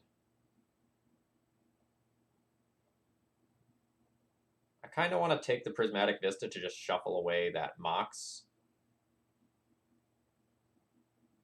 Because I don't think my life total is super relevant here.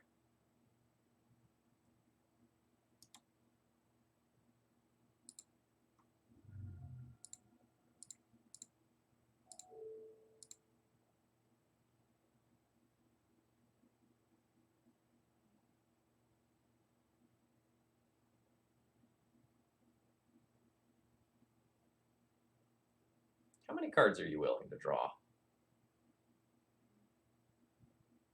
Riddle me that, friend.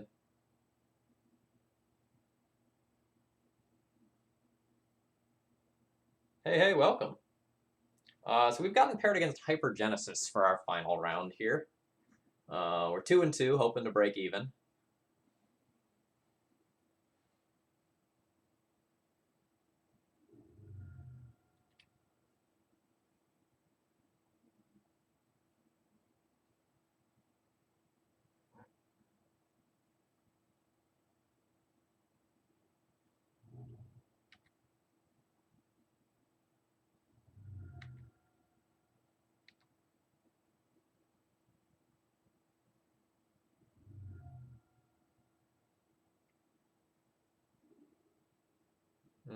A Force of Will. That's not bad.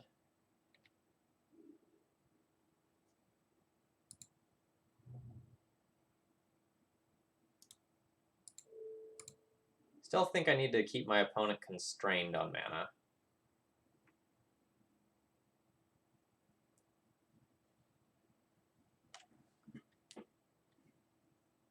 It may be the difference from them being able to like show and tell for omniscience or something like that, and then being able to do borderline nothing.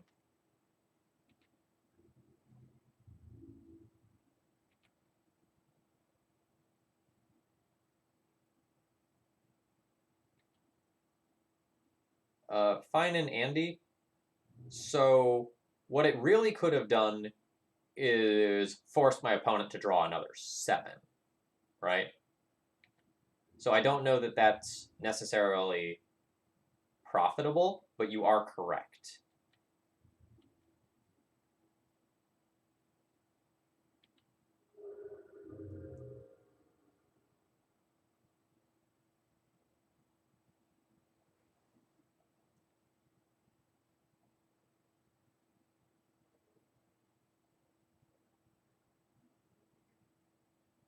Oh, you are correct in that regard. Yeah, you are.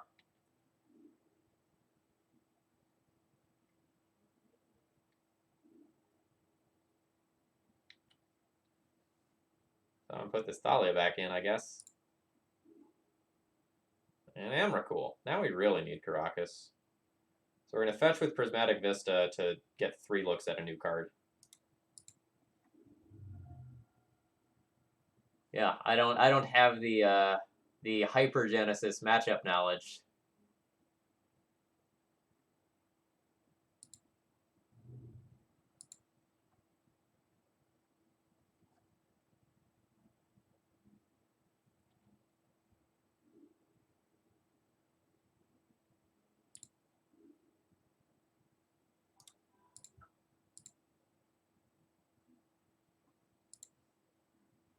All right, so Chalice of the Void on 0 is going to be close to unbeatable. Thought-Knot Seer is probably pretty good. Teague's probably pretty good. Jailer seems fine. Seal and Canonist have some uses. This is also probably fine.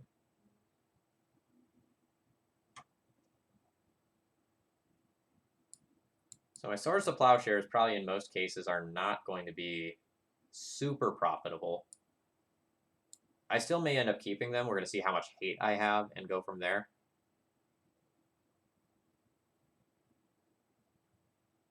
So I'll probably cut at least 1 Stoneforge. The Light from the Loam is really not where I need to be. The Ooze is probably not great.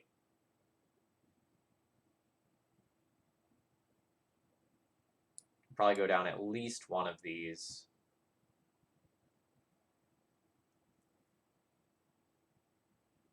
Maybe a second one of those. Where does this leave me in terms of stuff?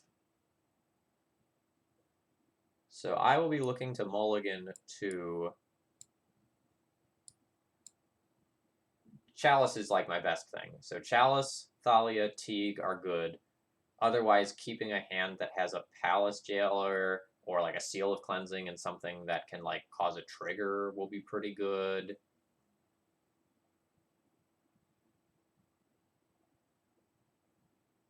Am I leaving myself with enough ways to finish the game? Yes, it looks like it.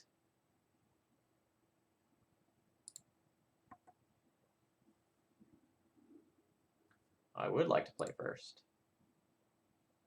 Chalice. Keep.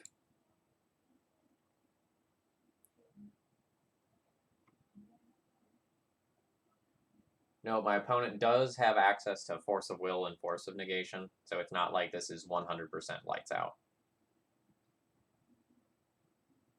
They can also just have a show and tell hand and get us in that capacity. So we will be curving Chalice into Sylvan Library and trying to find something that can potentially beat a creature off of show and tell ASAP.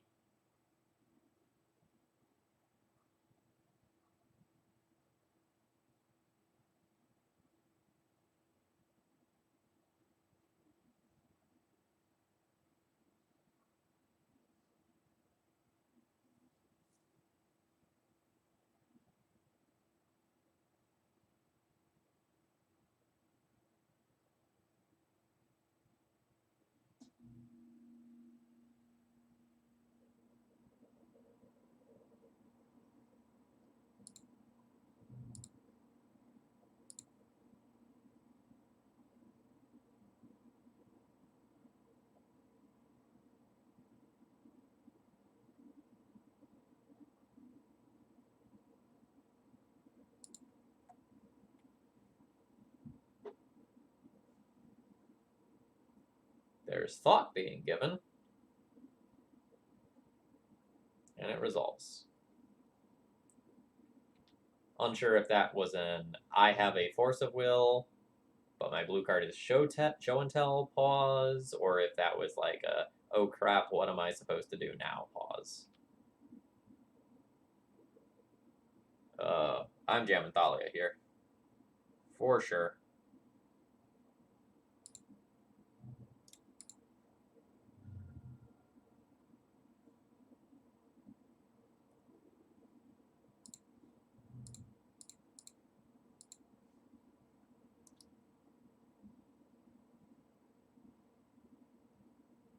Now, show and tell has become very expensive, and hypergenesis is shut off.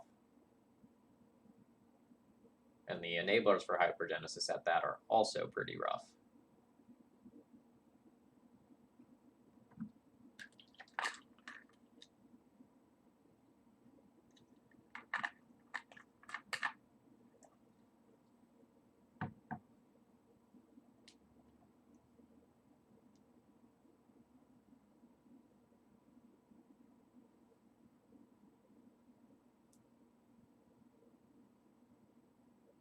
So, yeah, never mind.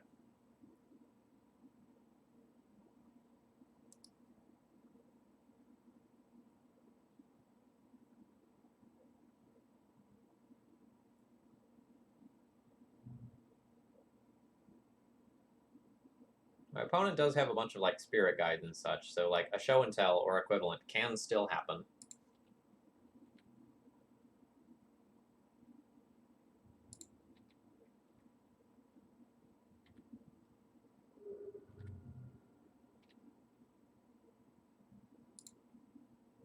So to play around beating a show and tell, I'm going to jam the Sylvan Library now, and we're going to try to find like a Palace Jailer or another redundant hate piece that'll be strong.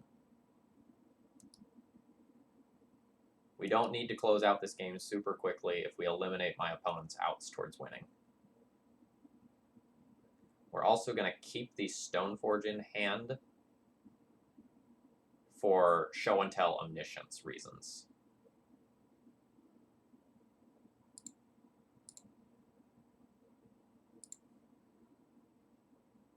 Nice.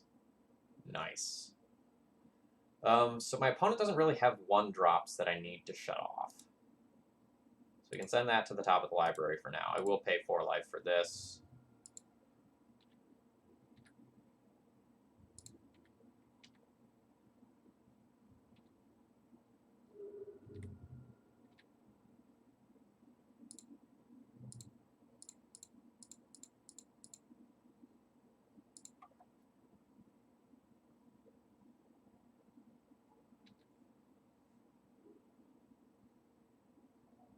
Yeah, so we take the show and tell here that my opponent is 1 mana away from casting, and then they have a whole bunch of nothing in their hand.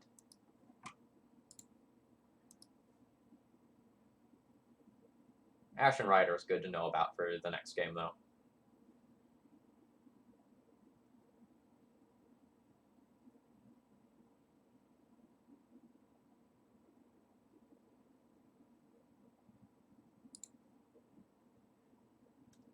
Jailer is strong. Now we can potentially beat a show and tell. Chalice can go back to the library.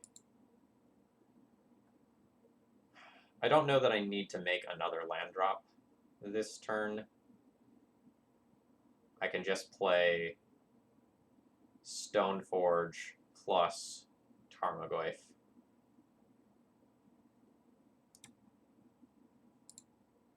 So let's put that on top. Let's crash for 6.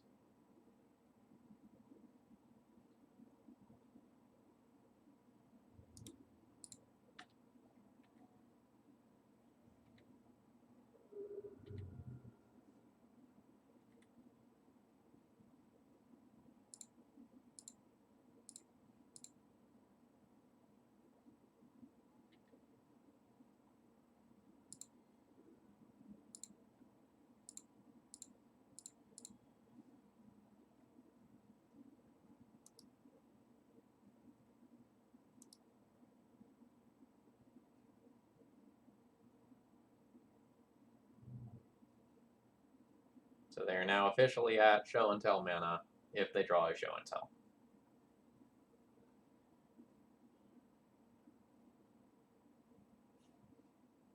Will we see them hard cast a Simian Spirit Guide?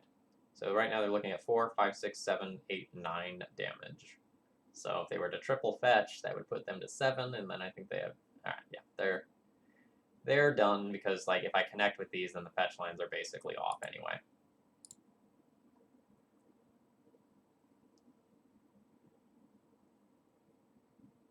So one thing I didn't think of before is that Path to Exile is actually at least somewhat decent versus the Grizzlebrand.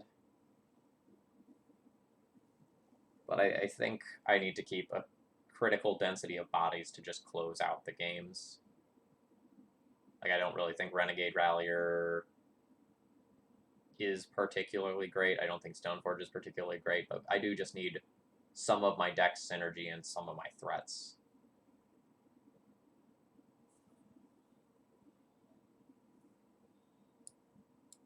This still does have potential.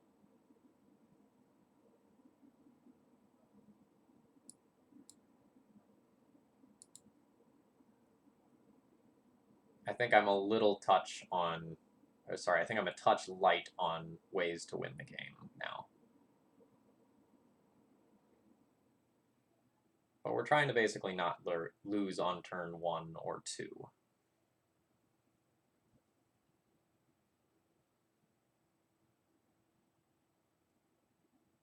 So we'll see what we can work with here.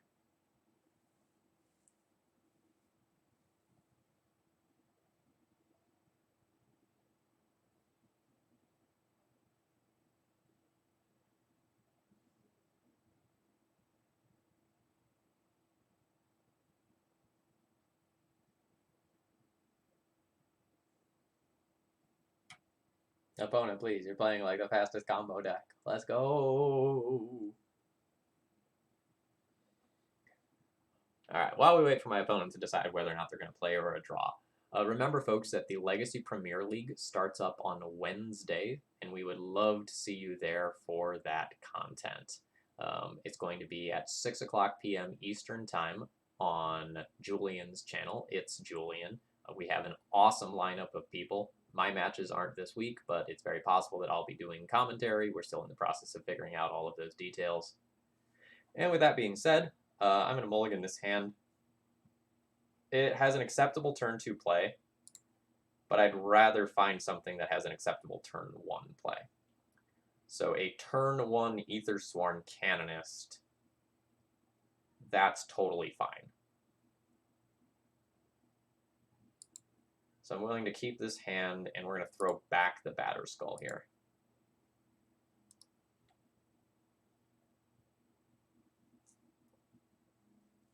Can you turn 1 me?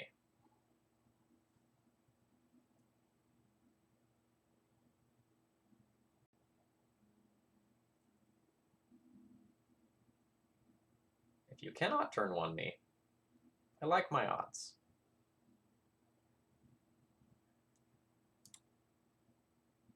I should also not potentially auto-yield.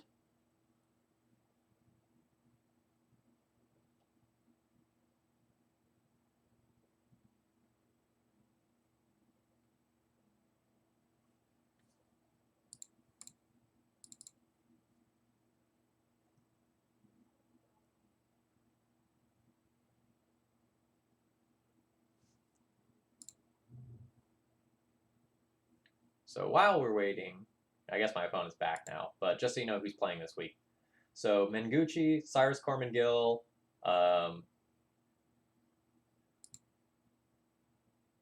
Emma Handy, and Jarvis Yu are up for matches this week for the Legacy Premier League. Totally blanked on Emma's last name for a minute there.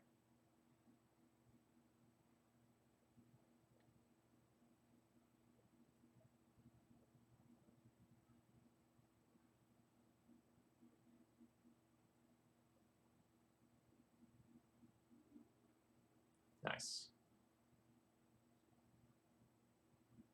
So I don't want to discard Prismatic Vista. That's going to get me wastes.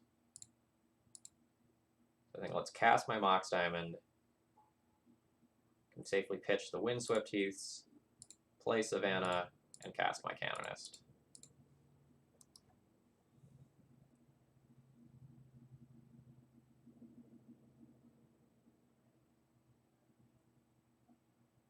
And we'll see if that's good enough. It shuts off the Hypergenesis side of things, but not the Show and Tell side of things. It can potentially beat a Show and Tell if they put in like a creature that I can just answer with Path to Exile.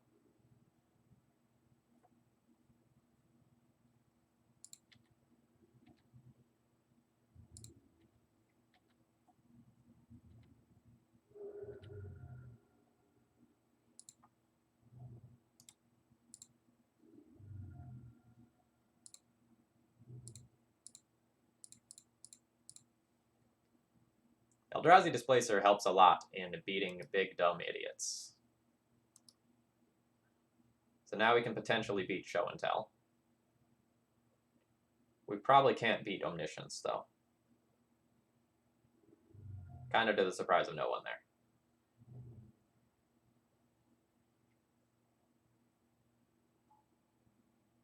there. Ooh, buddy. Ooh, buddy. If that's what you've got going, I'm real happy with life.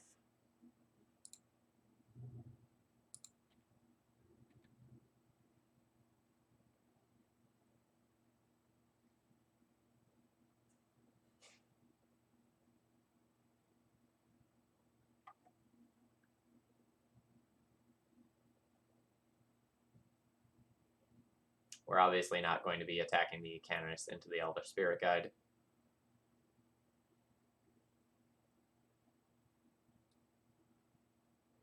I believe my Jitte's in the sideboard, so I'll be fetching Batterskull.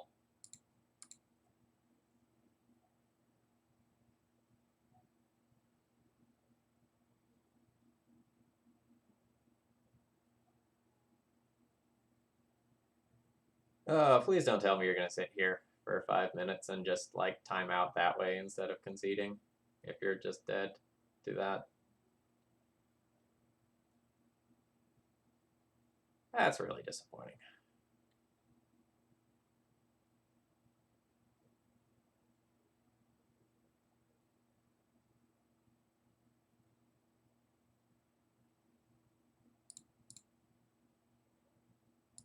So let's talk about some deck lists I've been playing then while my opponent bad manners me. So I've been playing around with Charming Prince in a number of decks. Obviously, as you can see tonight, I think the card is worthy of inclusion of it in a good number of Legacy decks. Was that a bump? Was that a noise? That wasn't a noise. Individually, all the modes on Charming Prince aren't really all that impressive or anything new. But like modal cards are always better than the sum of their parts. And the flexibility afforded to Charming Prince is great. You're putting it in your deck for the ability to go and blink a creature. But against random decks like Burn and Delver, being able to gain a little bit of life is sometimes all you need to finish a game out. The Scry 2 is also so much better than it looks, because you go and you get... Oh, okay, there we go. You get to scry against combo, which has been a real deal breaker in my experience.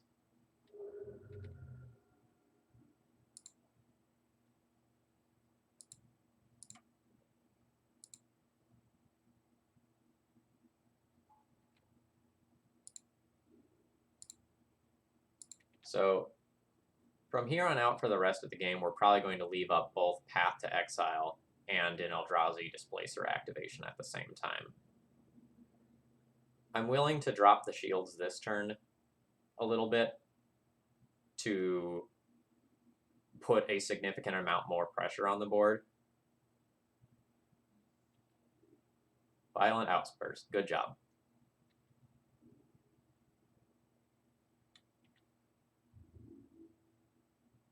You have a 3-2.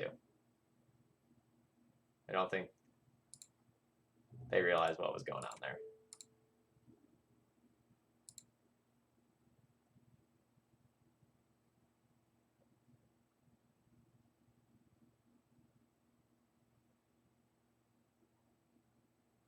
Yeah, anyway, back to Charming Prince. Charming Prince has really impressed me as a card. I 5-0'd with humans, and then I think I got back-to-back 4-1s with D&T using Charming Prince. And it's been okay tonight. Most of the games that we've lost have been really just due to our deck not necessarily firing on all cylinders, to be fair. Alright, and our opponent concedes the game. So we got our money back there. That was what, a 3-2 finish from us? That's totally fine. So what needs to change about the deck list? Because this was sort of a trial run of the deck list. Yeah, like 3-2 with a crazy brew is totally fine. Okay, number one, the mana base probably needs to be reworked a little bit. We were mana hungry a good portion of the time, and we somewhat frequently had problems with colors. So it may be that I went too deep down the I need to care about basics rabbit hole, and playing 2 of each was too much. All right, Mox Diamond, we're going to move you. So maybe having access to, I don't know. So if you don't want to play the basic wastes, all right, let me start that again. If you want to play the basic wastes, then having Prismatic Vista makes a ton of sense, and it's very good. I think the basic wastes can be strong, since like a huge portion of your endgame is based around it, but we weren't making it to that endgame a lot of times because we were tripping up in the beginning of the game. So it may be that like you end up playing like a forest, a plains, more savanna, a bunch of brushlands, and you try to just play something that's a little more stable in the early game, and that may end up being better. Save your MTG, as well as Arbit Erev MTG. Thank you very much for following today. I hope you're enjoying the content here. So thing number one, the mana base needs to be reworked in some way. I think the next thing I'd try is going towards more savannas and more brushlands. The number of lands is probably fine. I feel like we were on the wrong side of variance today when it came to hitting our land drops. Thing number two, 4 Renegade Rallier is definitely too many. It was supposed to be one of the linchpin cards of the deck, but we basically, I think in this entire league, didn't get a return trigger, right? So most of the time we were either winning the game with our other cards, so this didn't matter, or we were tripping over ourselves and not making it to this. So I think this sort of like mid-range pseudo-maverick build has some legs to it, but it probably needs to trim some of the 3-drops for more early plays.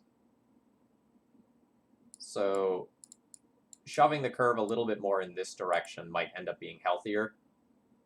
Or, like, you could maybe keep 4 Displacers and 3 Ralliers if you want, but I think 4 Rallier just, like, objectively was way too many. The post-sideboard games felt good, but we definitely need an answer to True Name Nemesis. Whether that's Council's Judgment, or one of the Edict effects, like Blessed Alliance. We need something in this deck to help us beat True Names. The general sideboard shell was probably okay. I liked the things that we had access to. It's possible that we could try to get cuter. So Containment Priest is something that I could put in the sideboard. It also has like the combo with Eldrazi Displacer where you can permanently go and exile things. But the Containment Priest is kind of awkward if we also want to be a Charming Prince deck. We never got to like really go ham with like blinking Charming Prince either.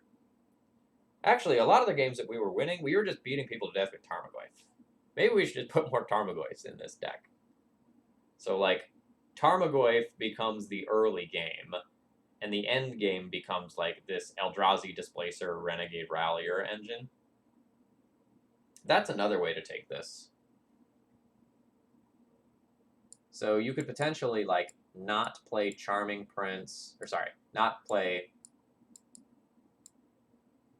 Charming Prince, Stoneforge, and this Batterskull package, and just play a more like honest to goodness early green-white sort of mid-rangey beatdown deck with this endgame engine. If you did that, you could maybe like play another Palace Jailer, like a full play set of Tarmogoyfs, and maybe a couple other things that we could throw in the graveyard to grow our own Tarmogoyf if we end up going to 4 of those.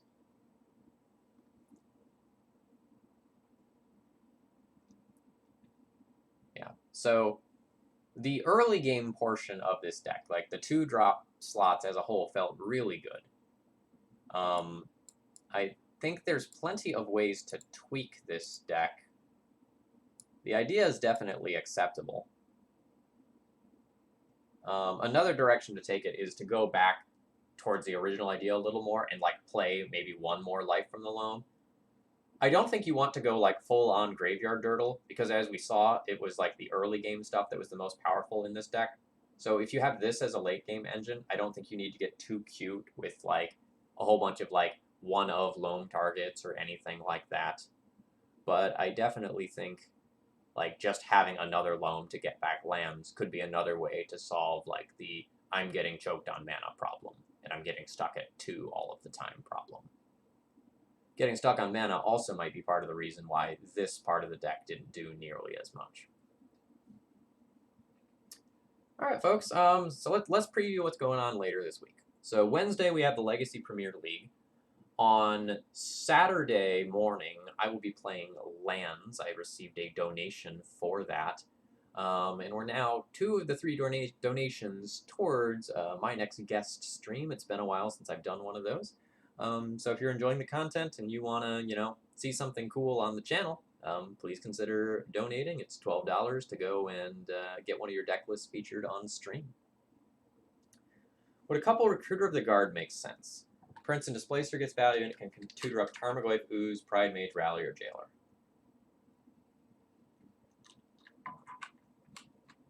I think Recruiter's reasonable, but I probably don't want to add 3-drops to the deck, right? So every 3-drop I add to the deck makes Rallier worse. And these are fine, like, engine cards on their own. I don't know that I need to add more engine.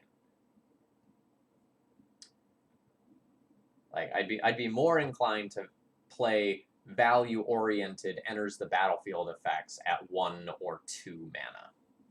I know those are a little bit rarer, but those are the sort of things that I would be eyeballing with this deck. I would also eyeball any Tarmogoyf-esque threat at 2 mana. This is off color, so it's a bad example, but something along the lines of like Grimflayer, where you can grow it or it gets value in some way. That sort of stuff, I think, has potential.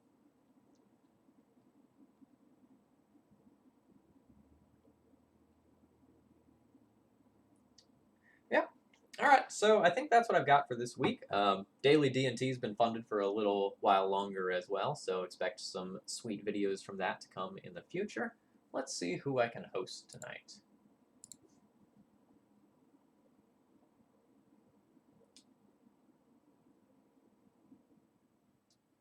All right. Let's host Jarvis tonight. He's on the Legacy Premier League as well on Wednesday. All right. Have a good rest of the night, folks.